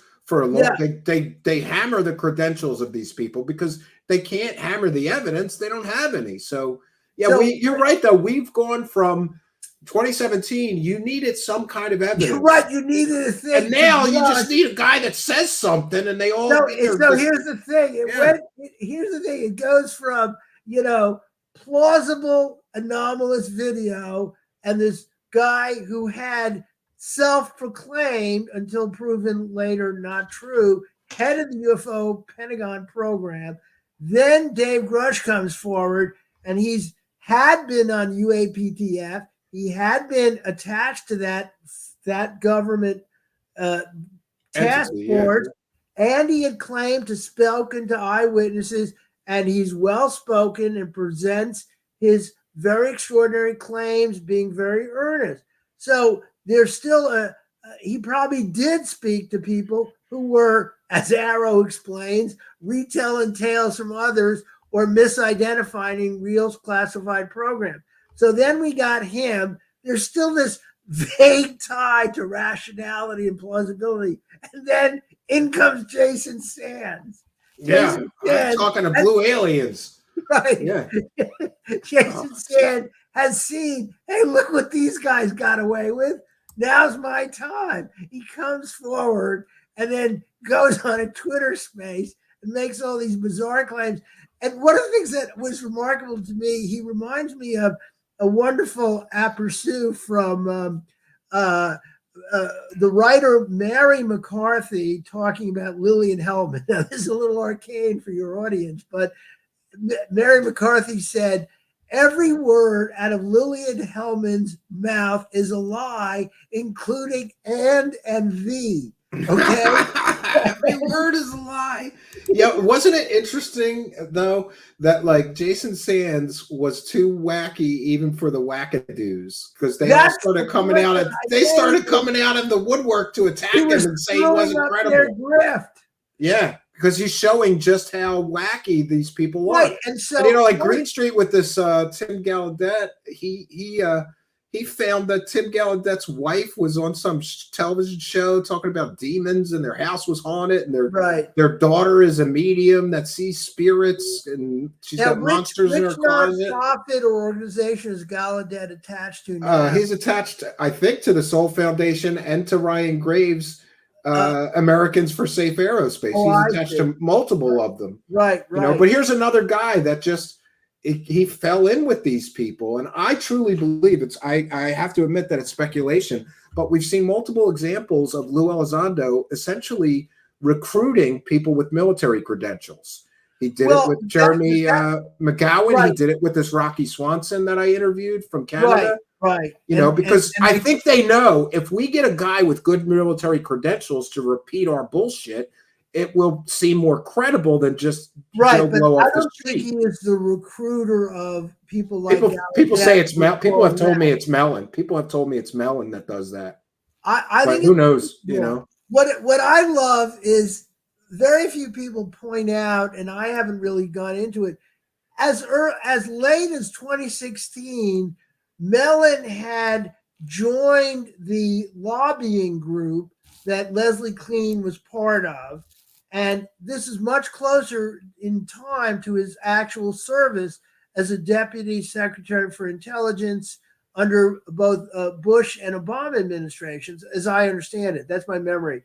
And he was asked, is there evidence of alien programs? And he tells Leslie Kean, no, if anybody would know, I would know. So he is given at length an interview in 2016 saying, no aliens. No aliens. I haven't seen it. And then by the next year, he's on a platform in front of the Mylar, the party balloon, proclaiming the UFOs are an alien spaceship. Yes. Yeah, that's bizarre. I wonder what caused him to make such a I don't know. 180. And I think your argument is very true. A lot of people go, well, he's so rich. Why would he make things up? He doesn't need the money. That's true, but people like fame and people like power. And I've known a few wealthy people, and one of them even told me, like, once you've gotten more money than you could spend in 100 lifetimes, you want other things. You want fame or you want power, which is why a lot of rich guys get into politics, because the money's not not because doing it for you him. gotta understand, he's really smart. He's He really is a smart guy, yeah. and he's the central person in shaping all, I think, in shaping all the new UFO legislation, because he had worked on a Senate committee. Before he went into the Pentagon, he had worked on intelligence or military committees and really knows the players, knows legislative language, knows how to frame things. And then, of course, that great quote we feature from him, where I guess he told Gawker Media, it was never journalism. We just gave it to them on a silver platter. And it was to promote the threat narrative, the military threat narrative.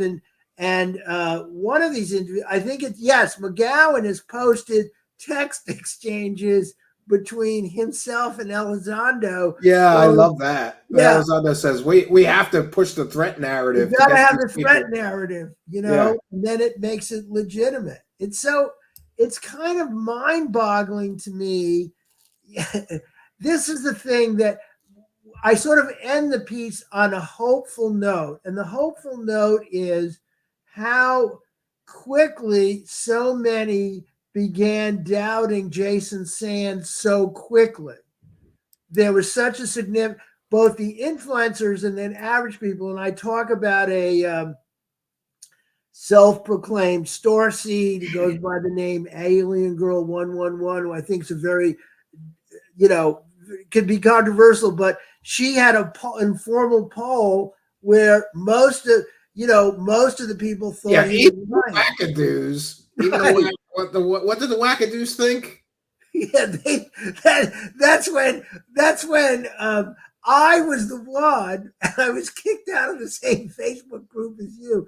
I think I was the one who got the screenshot of Eric Davis dissing Jason Sands, Jason Sands, and I posted it. I think I was the one. Others may have gotten it from other reasons, and then Greenstreet, as often he does, did an excellent post about it where he goes, "You mean Eric, I communicate with demons telepathically?" How bad is it when a guy who thinks that poltergeist followed him home from Skinwalker Ranch and he communicates with demons and he believes that people can bend spoons with their brains, says this guy's a wackadoo? That's basically what happened, You know the metaphor I use for all these examples, it's kind of far afield, but it's about some of my favorite musicians. Graham Parsons was a pioneer of country rock who pioneered it and was the inspiration for Wild Horses by the Rolling Stones. And then he was at Paris in France when the Rolling Stones were making Exiles in Main Street, and he was using heroin every day with Keith Richards, and he was supposed to go back on tour with the Byrds, and he was too stoned and gave various reasons not to. But here's the point. Keith Richards looked at him on the ground in the recording studio and went, "Hey man, you're doing too many drugs." So when Keith Richards tells you you're doing too many drugs, you got a real problem. Yeah. Absolutely. Yeah. Keith Richards says, that's to me like if Eric Davis says, "Hey man, this guy's a bullshit artist. We can't trust him. It's too wacky." Holy mackerel, Yeah, and it's so funny too, like some of the politics, because I'm sure that James Fox was pissed off that he came out, because that kind of throws a lot of shade on him for even interviewing a guy like that, Well, that's why you were the one, and I quote from your analysis of his what is the name of his Brazilian Roswell movie? Oh, I can't remember. Whatever. The one I call it the Vagina Aliens movie, even though it's called Jinha.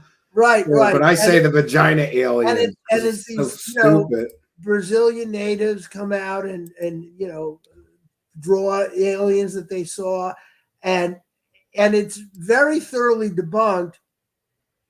And you did a good job. And so I was trying to make the point that his last movie was very slickly done, and in terms of production quality, he's the very best pro UFO filmmaker. I mean, he's really skilled. He does a good job. He makes it look credible. But when you look underneath the engine, you see it's built on this sand of like self-proclaimed witnesses with no real evidence. But again, great stories. Yeah. I didn't know how anybody didn't see right through that last one, though, because you've had years to work on this, and all you got is an anonymous army guy. It sounded like to me like the guy was just handed a script and like, now, here.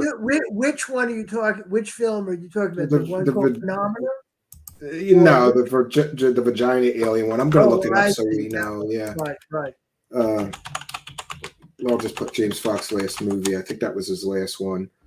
I think his last one was on Showtime, and it was called Phenomena, and that's the one where Leslie Kean explained. No, that was for another movie called UFO. So I think his last movie, Moment of Contact. That's what it was called. Moment of Contact. Right. Yeah, about the vagina aliens. Right, that's the Moment of Contact.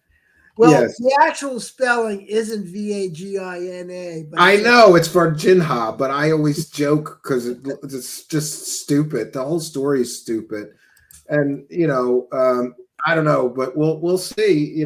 He's going to have another movie. They always have another movie coming out. Stephen Greer, of course, every year or so, there's another movie. Never any proof.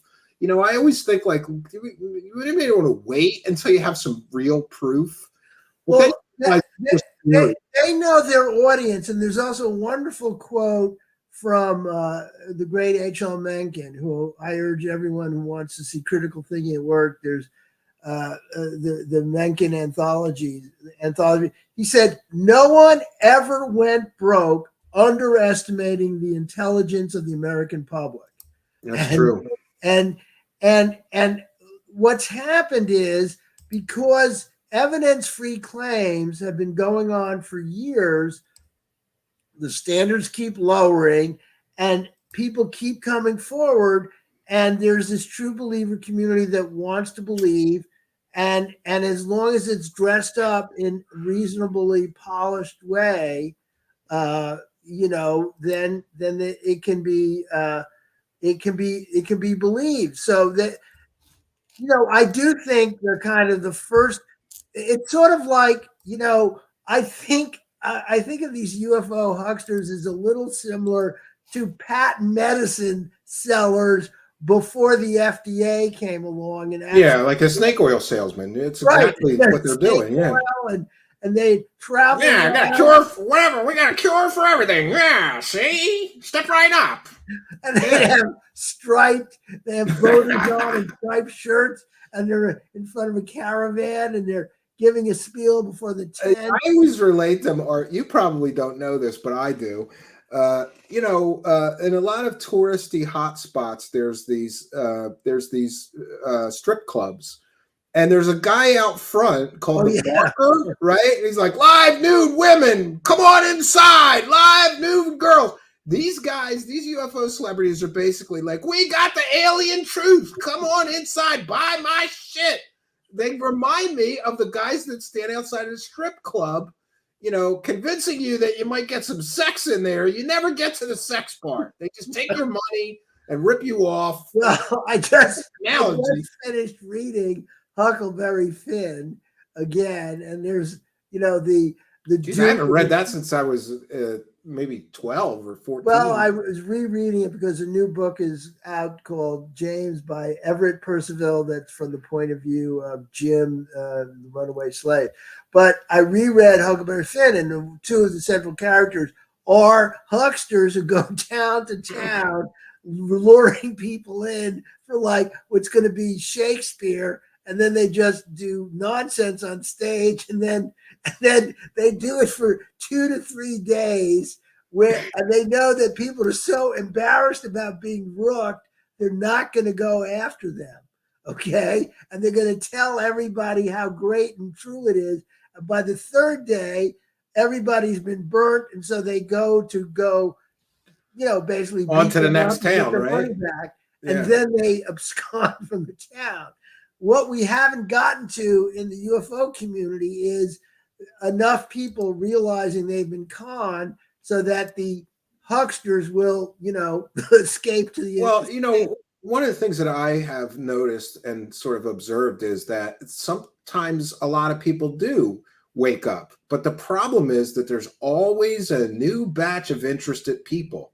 So it's kind of like, I see this as cyclical. Like sometimes somebody will come into this, and after I just said this last night on my show, and I think it's really right. The first couple of years, you just believe it all. When you're consuming this all, it takes a while, and something will trigger your skepticism, and you go, wait a minute, this doesn't sound right. You start digging in. By about the third, fourth, fifth year, you've pretty much figured out, oh, there's no evidence, or these people are hucksters or scammers. It takes a while to start unraveling for many people, including me. People don't believe me when I tell them I was all chips in on a lot of this stuff for years. It was all true. Roswell, Bob Lazar confirmed that Roswell happened to me, and it was like one story confirmed that the other one was true. It wasn't until we started taking each one as a separate thing and really dig into each one that I started noticing these layers of deception and they use similar tactics to sell these stories, Yeah, I think that, and by the way, I hope you repost maybe on the weekend your military whistleblowers or fake whistleblowers video again, and make it a 2-part and have real clear headers. So it's a brilliant exploration of how, Philip Corso and all these other people who had made these claims over the years that had great credentials, and then they all fall apart and or don't deliver evidence.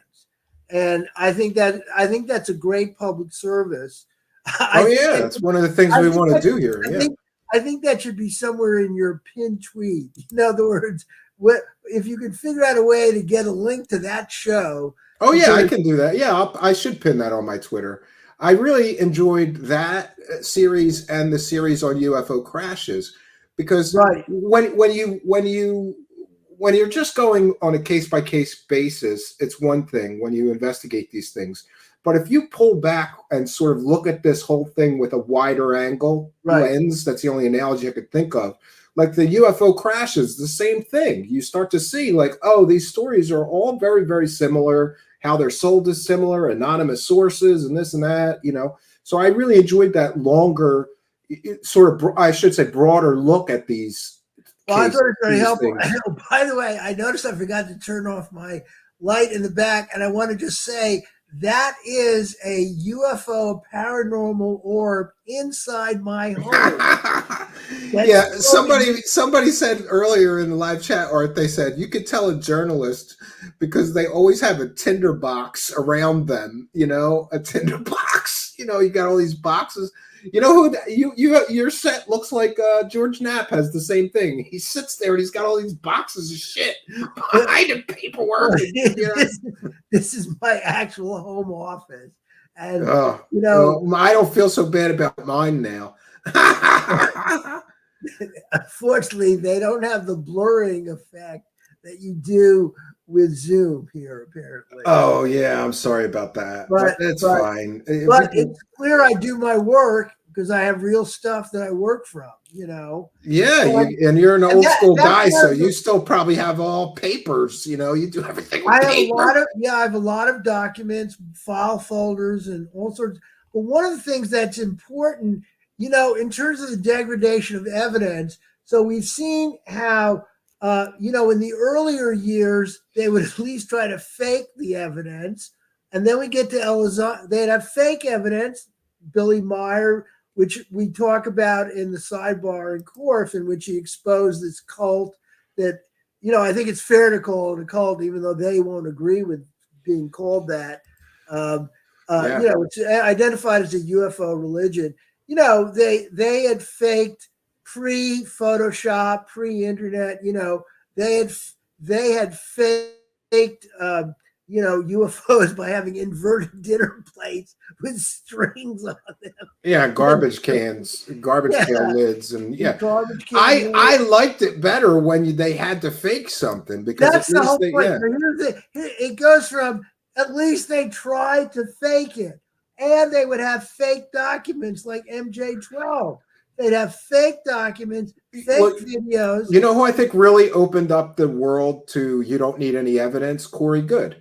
Because for 5 years, he just told stories and he had zero evidence. And what was interesting about Corey Goode is occasionally he would slip up and he would say something that you could verify, an earthly claim, like, well, I was identified as an intuitive empath by standardized testing. So I looked up in Texas and found out that there was no standardized testing when he was in school.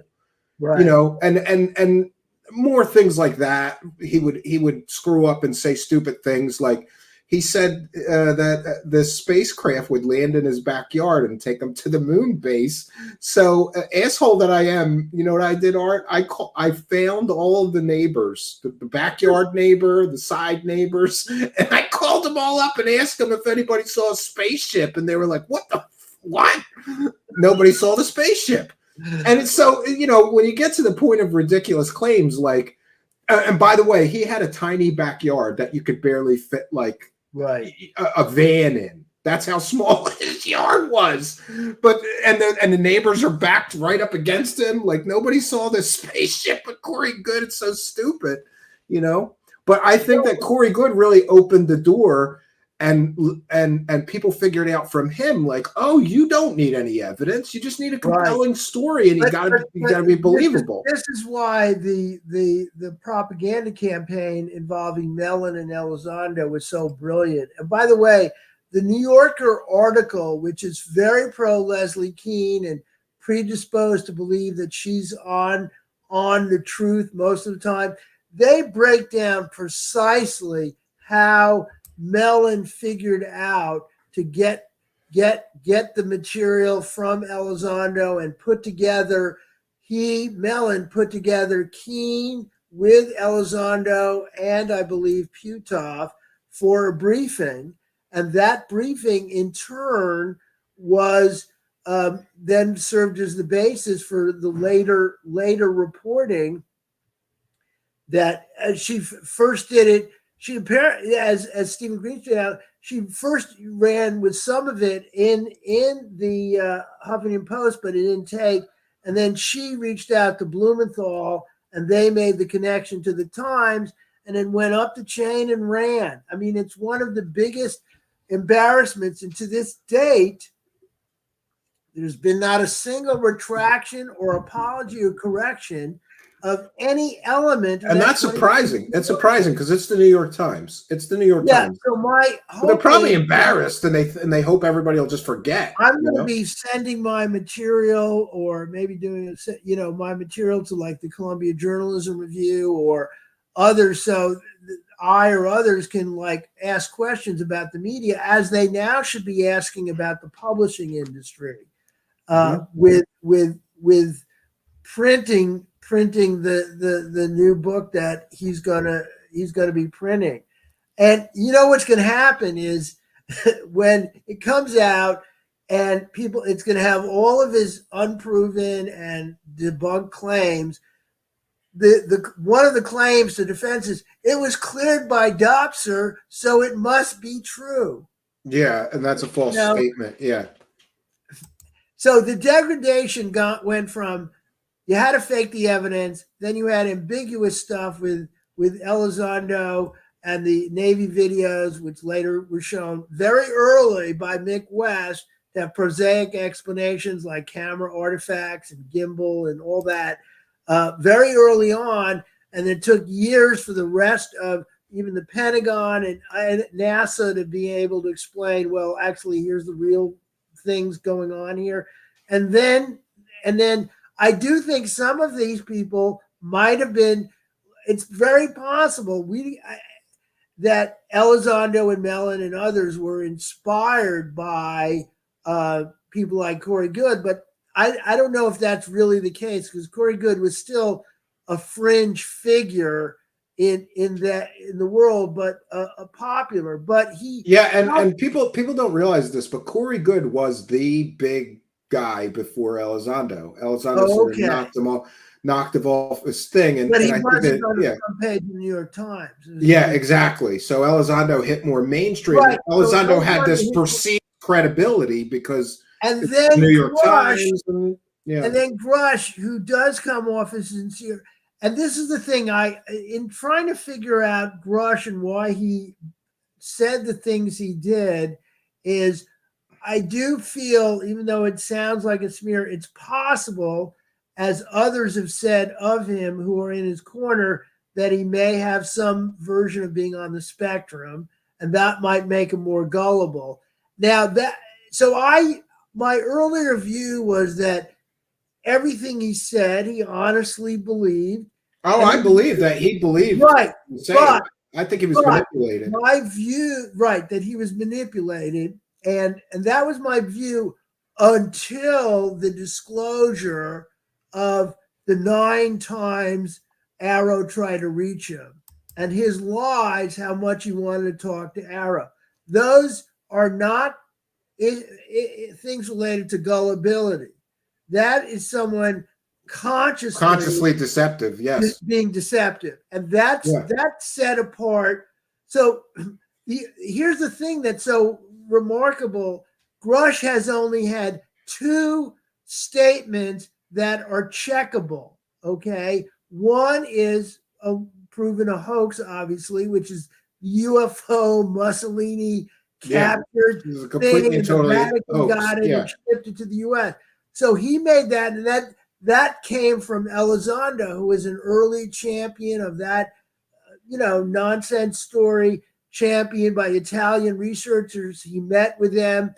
That is in my first article back in last July. I quote a guy named Alex Giannetti, actual Italian UFO researcher who knows the landscape, knows these researchers, and in fact talked up their bogus findings when he sort of believed it possible in the early 2000s. So we know one thing is a complete hoax, as Jeff Knox has also analyzed it. So that's one public statement that he's made. The second public statement that is checkable is, I wanted to talk to Arrow and they weren't interested. Yeah, and that's a complete and total lie. Yeah.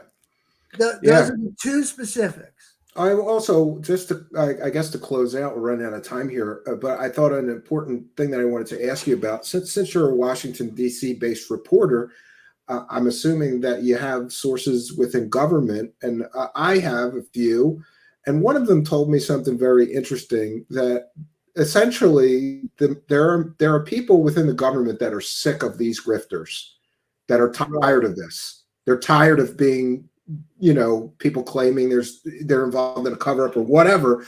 Do you think that the government, because I thought that Arrow report was very forceful and purposeful to kind of quell all of this conspiracy land nonsense. Do you think that there are people in government that kind of are aware that it's the same group of grifters and they're sick of it, and they're actively, aggressively trying to, stop the scam? Well, that's the point. The Arrow was such a departure because it was the strongest effort yet. I do think there's a subset. I think there's actually, like Kirkpatrick pointed out forcefully in interviews, and is mentioned more obliquely in the Arrow report, there are definitely large legions of true believers inside the military. And he tells these horrifying stories of people he had worked with on highly classified information coming into him and telling him, I can't talk to you because you're part of the cover-up of alien technology. And he says this should be a red flag for national security. But on the other hand, I do think there's a subset of people, and my guess is a majority of people in the military and are skeptical. I mean, I have interviewed people in the military, former and current military and intelligence officials, And there's a significant portion of people there who don't believe it and think it's untrue. On the other hand, since this was the dominant narrative coming out of Congress, there very few were standing up to be active. In other words, the things that were in the Arrow report could have been said, 7 years ago, pretty much. Yeah, they're a little behind the ape. They're a little behind on. Yeah, they're so slow, and they allowed it. And then so I think there's kind of three different driving factors, and none of them are dominant. And here's what this is my read of it, is you have the true believers who, read it, like the James Lukatsky types, who believe it. You go to skinwalkers, see floating orbs, read the books, believe it, or listen to it so they can be open like other people. And very educated people can fall for conspiracy thinking. Then you have a broader group that is, it could be the majority think it's nonsense, and only a handful want to speak out actively. So those people who were willing to speak out were those who killed the proposed Kona Blue thing.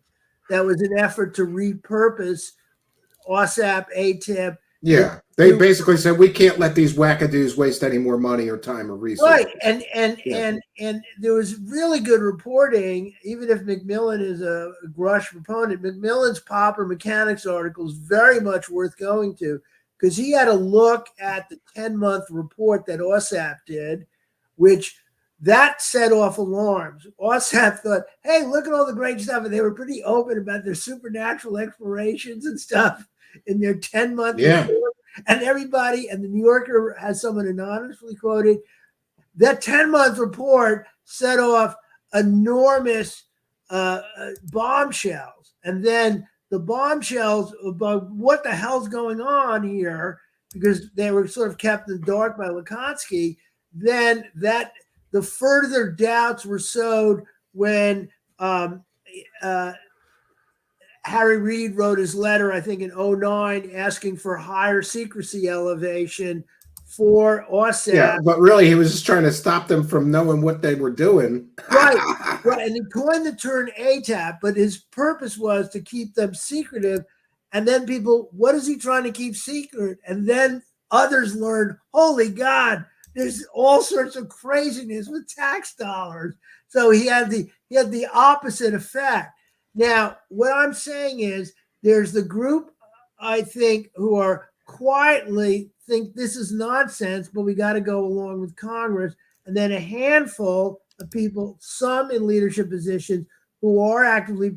But then there's the third group, which is sort of led by the extremely, I think she's accurate but wily Susan Goff and others who really love the ambiguity about UFOs, because they don't want to give up the value of UFO mythology in true believers, because it's very useful to them. cover for our secret technology and research we're doing on our enemies' secret aviation technology.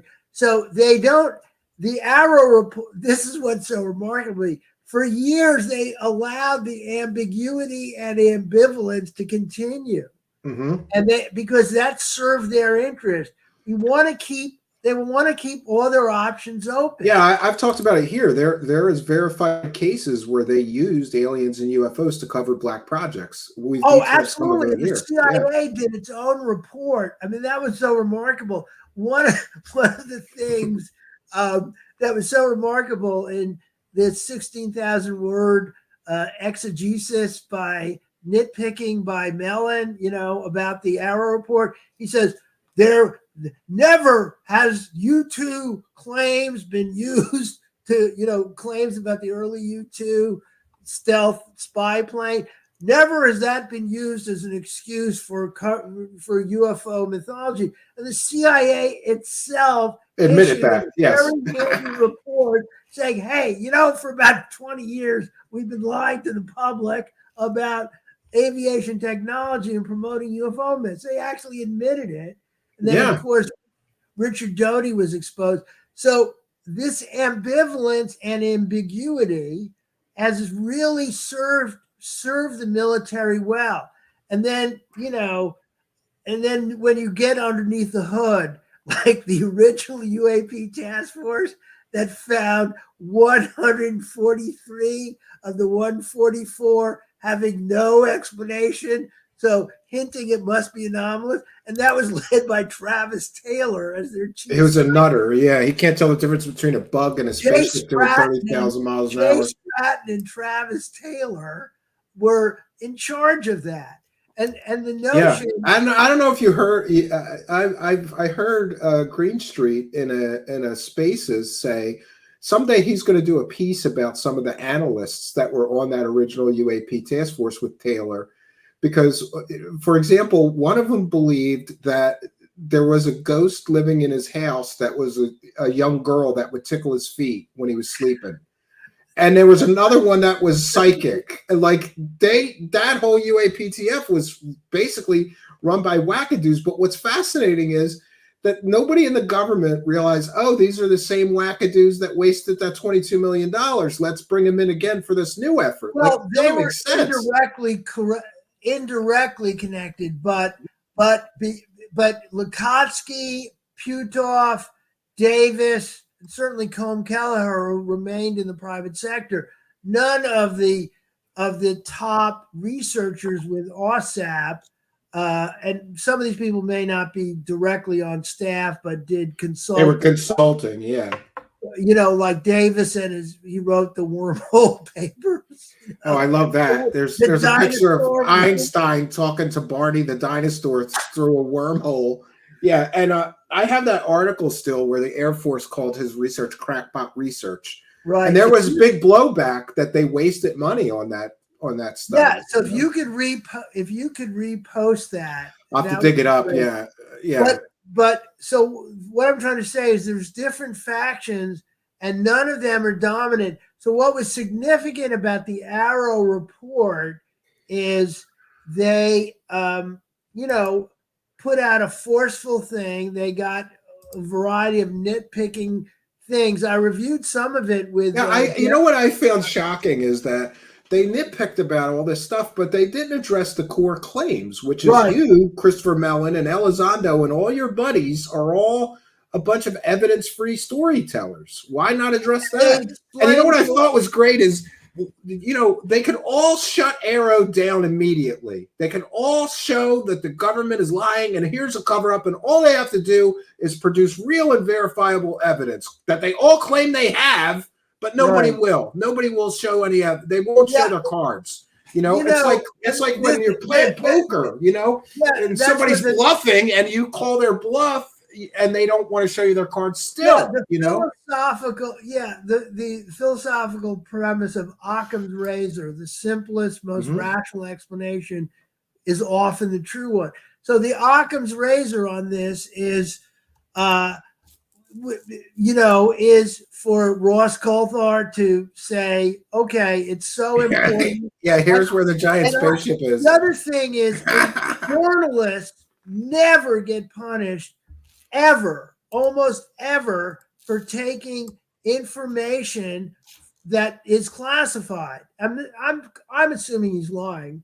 That's reasonable speculation. But if, in fact, there's classified information, but the UFO is so big they had to build a building on top of it. I would assume that would be classified. Let's assume it's classified. In reality, the only people who get punished for revealing classified information are the leakers, not the journalists. You're not seeing Bob Woodward never went to jail. Seymour Hersh never went to jail. No investigative reporter who reported on so many elements, Daniel Shore or the modern day people looking at none of the people who worked with Julian Assange's material and Snowden's material and won Pulitzers. None of them went to jail. So Ross Coulthard is a functioning journalist. He would have no problem. And his I love his claim that he can't tell where it is. He can't even tell where it is, assuming hundreds and hundreds of people worked on the building. Yeah, and by the way, that story actually originally came from Stephen Greer. Stephen Greer told the same story a few months before Coulthard told that story. Oh, I see. So, like I always say, it's one big circle jerk, and they're all just repeating each other's bullshittery. It's just as the Arrow report calls it, circular reporting. Or self-licking ice cream cone. There's different terms. This is the thing is, like you have pointed out, you go, here it is, 115, bitches, and throw it on. Here's the proof, bitches. They could have done that when they were sitting there in Congress. Here's the proof of alien visitation, bitches. And you notice what's happening now. Even people, I think, like Mike Colanjando and or Jay Anderson, who both are believers but are very important. Yeah, I want to get them both on my show. I think that would be great because they are really founts of information. And even though you kind of know their belief system, they present things from all sides. Yeah, I was shocked to see that guy Jay. He's posting a lot of critical stuff, but I think it's a bit hypocritical because doesn't he give Coulthard a pass because he got a free laptop from Coulthard? So he gives Coulthard a pass while saying this Jeremy Corbell and George Knapp, they're lying to us, and we need to hold these people to standards. I think that's the case. I don't know. I have to check into it a little more. But it's nice to see. Yeah, he's posting real critical stuff. People who are in the believer community beginning to ask questions, and I think that is also a hopeful sign that there's some, rationality raising some questions about the key figures. I think that's a very important sign, even if the majority of UFO believers are not really raising doubts and are rallying around them. Now, one of the things I made sure to mention in my tweets and in my sidebar was how when Korf has faced harassment and vicious threats, he's gone after them via law enforcement, and new ones are being prepared. So anyone who's going after him or me in vicious, they're put on notice. They're going to be held accountable in a way that hasn't happened yet, and so I hope they exercise caution. But I'm certainly open to reasonable, civil-minded questions and debate. But anyway, sure. And we're going to ask you to close then. Yeah. Do you have another article play? I know you're always working on something. So what's next for you and Washington Spectator? There's going to be a piece, an essay that I'm going to be contributing, reporting on to my editor is going to be sending out an email and maybe publishing online in which it's going to be an editor's note looking at the parallels of conspiracy thinking in the UFO world as the destabilizing conspiracy thinking that's shaping so much, and we're a progressive magazine, so you may not agree, that's shaping so much. I don't even get into politics. I don't care about. You know what I care about? Accurate reporting. Right. What I do for news? I listen to both sides because I figure the truth is somewhere in the middle. I do.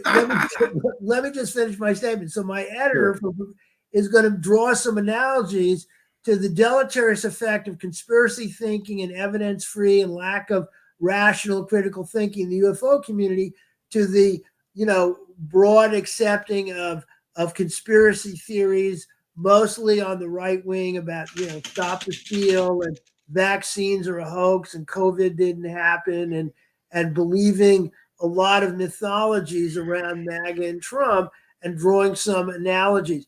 And this is where I may be mentioning, I haven't done the reporting, a kind of summary paragraph on Ashton Forbes, who I think is the newest iteration of apparent would-be grifters. Or you gotta respect a guy that has 10 VFX artists all come out and say these videos are fake and here's why. Some with decades of experience in that field of work and study, and he still comes up with some reasons or excuses for why the videos aren't fake.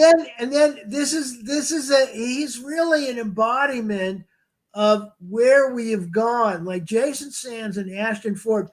Now, I will give credit to Ashton.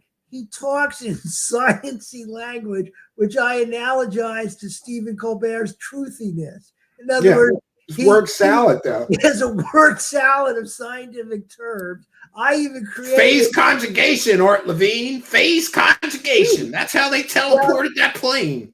I went to Meta AI on Facebook and asked them to create the case for free energy and anti-gravity from the point of view of Ashton Forbes, and they did a better job than Ashton did. Maybe he start using that, yeah. I'm expecting to use it, but what's important about Ashton to me, and dangerous and interesting, he's very well spoken, he knows jargon, and so he is kind of the new Stephen Greer in that Greer himself is well spoken and is professional in his way. And Forbes is coming out with this evidence-free stuff. And even when the photographer who took the photos of the clouds, it's bizarre. The screenshot of his ticket. And he shows his plane tickets. No, those aren't the real images. They're different in the video. And they give...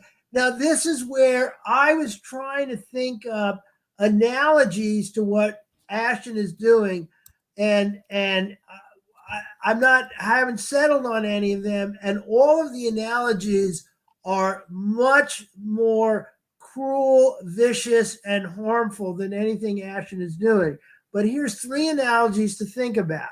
One is the one I first thought of.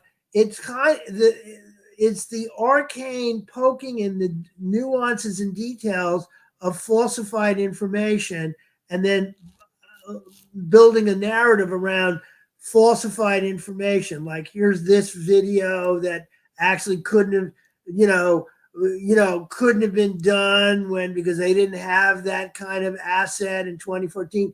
And that reminds me of the early days of Pizzagate before the guy went up and shot his gun off. Because Pizzagate had people reading into, the campaign Podesta's emails that were on WikiLeaks, where he's ordering pizza. Pizza means this, yes. Right, and this means certain types of children. And this was studied, and then they created what they call breadcrumbs, and then it was analogized, and then it became broadened out on Twitter through influencers, and it became widely believed. So that's one analogy.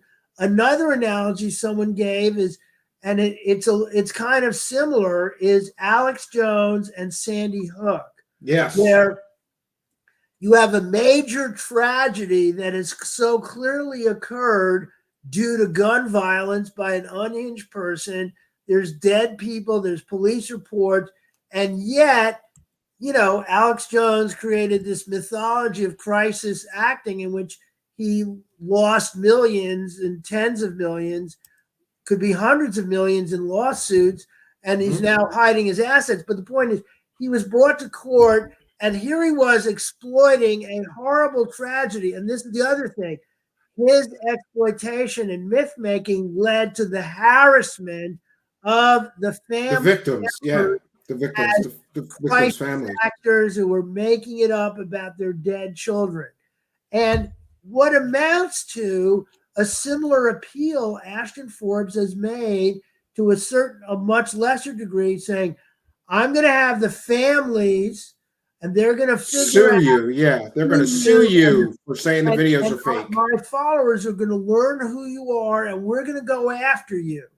And in the same way that, And Ashton Forbes, no coincidence, appeared on Alex Jones's show, apparently. That's what I was told. I don't know if it's true. I could be an actor, but that's what I was told. Yeah. So well, now he's going to start selling free energy devices. And now he's selling free energy devices. Or he's talking about starting a company to sell free energy devices. And I hope somebody made a really good point, like on my Twitter, and that there is kind of a such thing as free energy. It's called solar panels, and I built a free energy system at my cabin.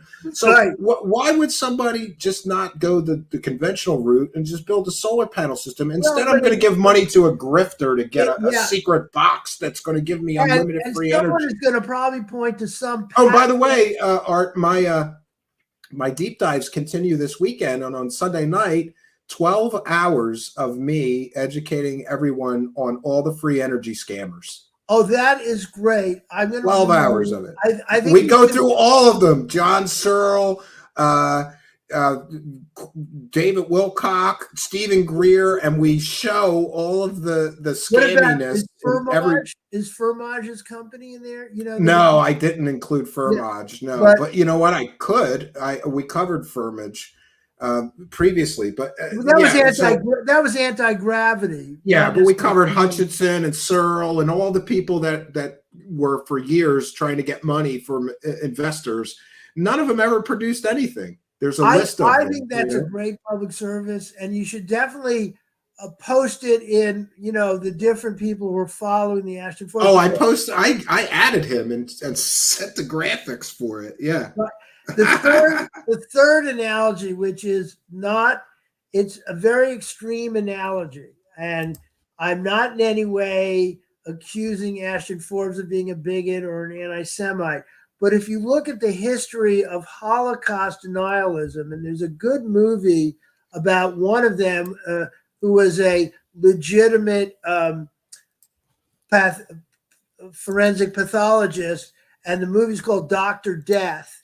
And it's by Errol Morris, who turned out to be a Holocaust denier. So the Holocaust deniers would do things like scrape the walls inside the Auschwitz ovens and use it, or crematorium, to try to prove that there couldn't have been poison gas.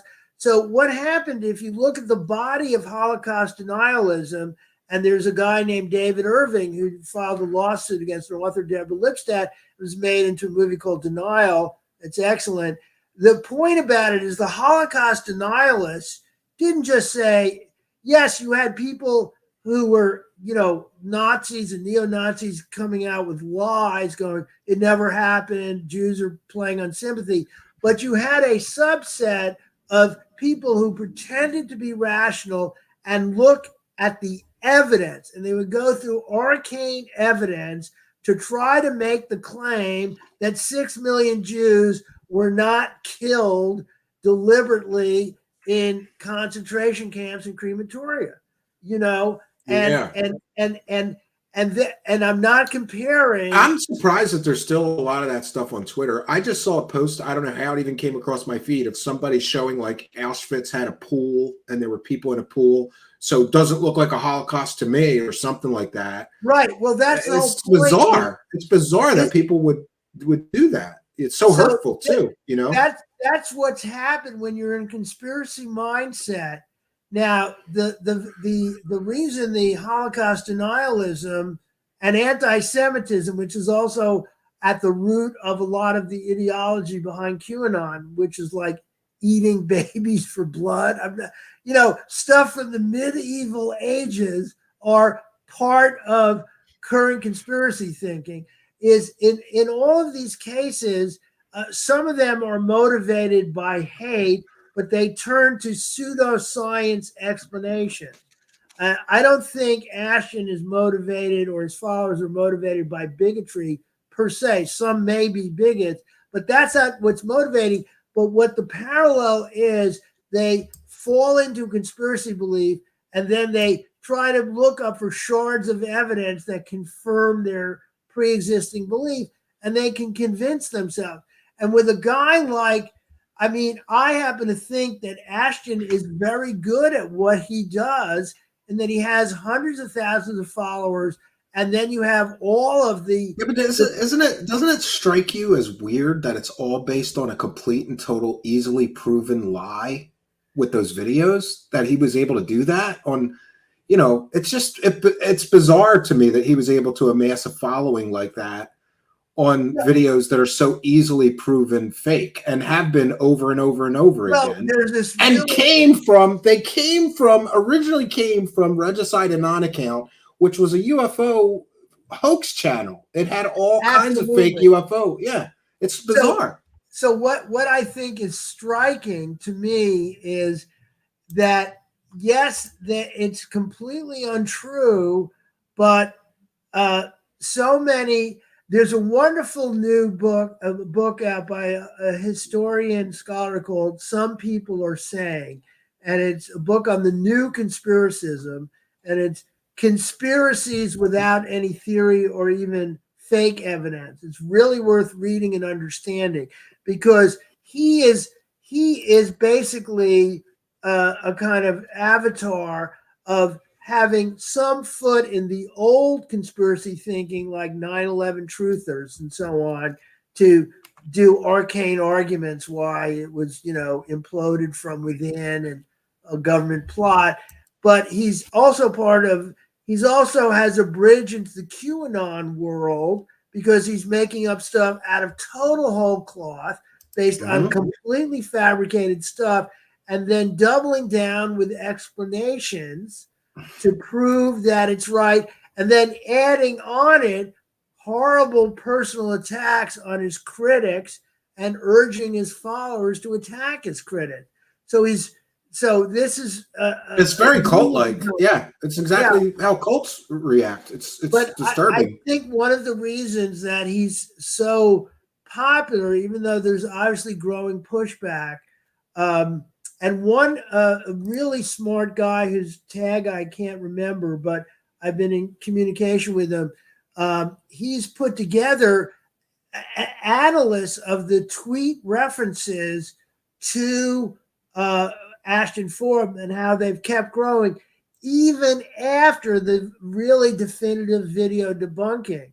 And now apparently there's new followers in Asian countries who are now following him, and so his audience is growing. I know I know that in some cases he may not ever appear again on Danny Jones or some high profile, but his audience is in some ways growing at the same time that the pushback is going. But he's he has a very good demeanor until he loses temper, and his word salad construction is magnificent. Phage conjugation, quantum vacuum. Like a more professional. I had actually met him.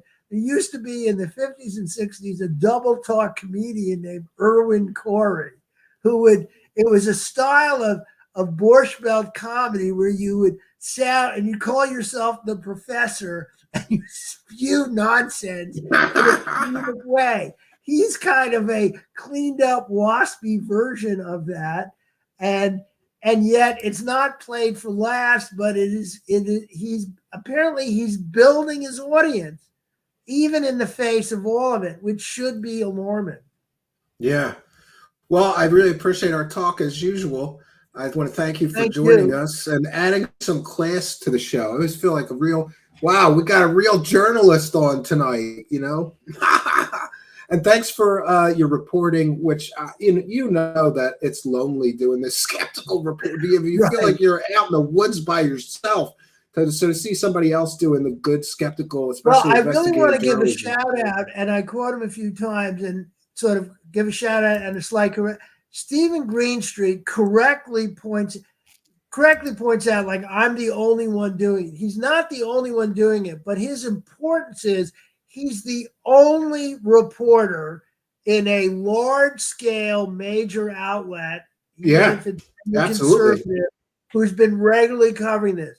Nobody, literally nobody in the mainstream media, and even though they're right-wing, I consider them mainstream media. They're a newspaper. They have a big circulation.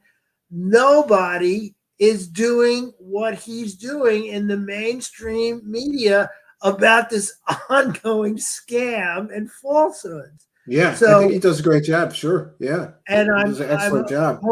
I'm hoping his work gets broader attention. And by the way, he's going to be on Expanding Frontiers Research tomorrow night. Tomorrow night, which is my birthday, Art. It's my birthday. Okay, tomorrow. well, happy birthday. It will be more telling. Yes, he will be on Expanding Frontiers with Erica Lukes and Jack Brewer, and he's going to be telling a lot of stuff, and it'll be a very knowledgeable interview. I urge everybody to tune in because he does really important work. Yeah, absolutely. I kind of am bringing you into the mainstream, you know. Yeah, no, I need all the help I can get. Yeah, and I appreciate. For those that don't know, every once in a while, Art gives me some excellent advice because I'm self-taught at all this. I don't know. I'm flying by the seat of my pants, but Art's giving me some excellent advice and some books to read to improve at what I do. One book in particular on writing well is changing everything for me. My scripts got 10 times better, and everything got better after I read that book. So thank you for the advice. So some people have trouble appreciating you in the more polite worlds of skepticism because you're so vocal, you curse. Yeah, but there's a reason that I grew as and got an audience. It's because the squeaky wheel gets the grease, you know. Yeah, I've called you doing it straight wasn't doing it. I called you the Hunter S. Thompson of which is a tremendous compliment. I appreciate it. Yeah. You know. Okay, well, it's great. All right, well, don't be a stranger, Mr. Levine, and we'll have you come back when you do another article, hopefully. Yeah, and if there's any panels that are coming up. And we're going to do June 5th. We're going to do a Dave Grush discussion panel. You're most welcome. I'll send you. Okay, that'll be great. Well, thank you very much. And all right. It's a real pleasure. And let's get the word out there about truth and rational. Yes, and I've added the link to your excellent article in the description of the video or podcast here, so I encourage everybody to read it. Okay, excellent thank work. you. All right, you have a good night. Mr. Art Levine. Always have a great conversation with Mr. Levine. He's one of those guests that I look forward to talking to when we when we're lucky enough to be able to get him. I want to take a moment to recognize you kind and generous benefactors. Like I said, we read every single super chat. Mega City Media with 50 AED says, you are an absolute legend. Thank you. Rotary Motion with a kind and generous £2. Please help Stephen out. He does this for nothing. Well, thank you, Rotary Motion and Mega City with another 10 AED. Thank you, Stephen, for everything you do. And JJ, good stuff, fellas. Kind and generous £10.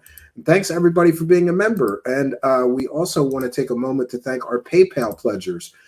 For those unaware, besides the super chats, you can send a PayPal pledge. Just add a note and any message that you want us to read. Please include your chat room user ID because you probably don't want me reading your real name.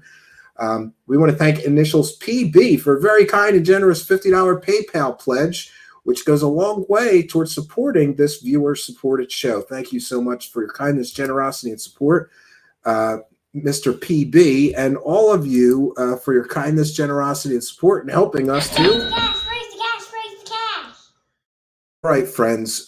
So I want to also take a moment before we conclude tonight's broadcast here to remind you that the deep dive weekend dives are continuing this weekend. People always ask me, what stories do you think may be true? You're always blowing everything to shit. This weekend, Friday, 9 p.m., tomorrow night, 9 p.m. Eastern Standard Time, I investigate 6 awesome, enduring mysteries. I think we've got the orang pendek, which is just one of those Bigfoot kind of variations, one of my favorite stories. We go deep into that. We go deep into the Bermuda Triangle and 4 other really enduring mysteries that have endured. That's the point of this series. It's 12-hour deep dive. Then we're doing a 12-hour deep dive of my earliest coverage of the wacky world of Wilcock, a 12-hour deep dive into his false claims, fake stories, fake insiders, and failed prophecies. And then, as I mentioned to Mr. Levine, I thought it was topical since Ashton Forbes is going to start a free energy thing to educate the public. So we've got Is Free Energy Possible? A deep dive into John Searle, Joseph Newman, John Hutchinson, Dr. Stephen Greer, and David Wilcock. There's certainly other people that have sort of done the new age, free energy grift.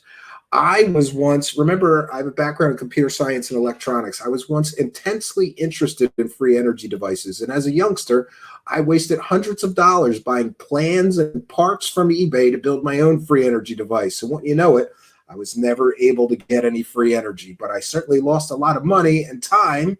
There still may be one thing that I think may be good, and I talk about it in this, that showed some decent results, and I talk about it in this series. This is another 12-hour deep dive. So we've got, for those that keep asking me to produce more content, we've got 36 hours of content coming up this weekend. And this is my birthday. Tomorrow is my birthday, or in just a few minutes, it will be my birthday. So I'm taking tomorrow night off. I'll be heading to the cabin. I want to remind you also that we have our new shorts series, which, why can't I share that? That's weird. Oh yeah, I can. We finally come up with a short format of short videos. We've already released 2 of them, but if you're a Patreon or channel member, I've given you guys 10 for being early access members. Truth Seekers Deep Dives, Moon Landing Conspiracies, and Truth Seekers Quick Dives. These are 5 or 10-minute videos on particular subjects. This one's on the Moon Landing Conspiracies, and this other one we released today is on Ancient Aliens Exposed. So please be sure to check those out. You guys have been asking me for short form videos forever. We finally cracked the code. So tomorrow is my birthday, or just a little bit, technically 25 more minutes it will be my birthday. I want to thank all of you who have sent me birthday wishes. For a moment I forgot that my birthday is listed on Facebook, because I started getting all these messages and I said, how will these people know it's my birthday at Facebook? But thank you all for your kindness, generosity, and support. It is much, much appreciated. So we have done our due diligence. I want to thank all of you kind and generous benefactors, and be sure to thank our excellent guest, Mr. Art Levine, for his appearance this evening. I'll be back live Monday at 9 p.m. Eastern Standard Time. But in the meantime, there's 36 hours of deep diving. And I will most likely be checking into the live chat from the cabin, but the internet tends to be a little spotty, especially they're predicting rain. And somehow when it rains, the internet goes even wonkier than usual. But I'm going to enjoy my birthday weekend, trying to finish building a porch at the cabin, a porch roof, whatever. I appreciate all of the well wishes for my birthday and all of that. Thank you all for your kindness, generosity, and support as well. Here's Go Kick Rocks with One I Almost Missed. Always a pleasure. I only get to listen in the morning these days. I miss catching the live broadcast. Well, thank you for your kindness, your generosity, and your support. Longtime show supporter, Go Kick Rocks. We appreciate your kindness and for helping us too. Raise the cash, raise the cash, raise the cash. All right, friends. So that's the news, and I am out of here. Like I said, I'll be back Monday at 9 p.m., but we've got plenty of content, and I'm probably going to be dropping some more of those quick dives over the weekend with instant premieres for those. So I appreciate all of the support that we have been receiving. This has been I always say we're a viewer-supported show. This month has been the best month for viewer support in the history of our show. I'm blown away by your support. Thank you so much. We'll keep bringing you the best quality content we can, thanks to your generosity and support. So that's all I got for you, friends. Until next time, my name is Stephen Campion. Good night, and God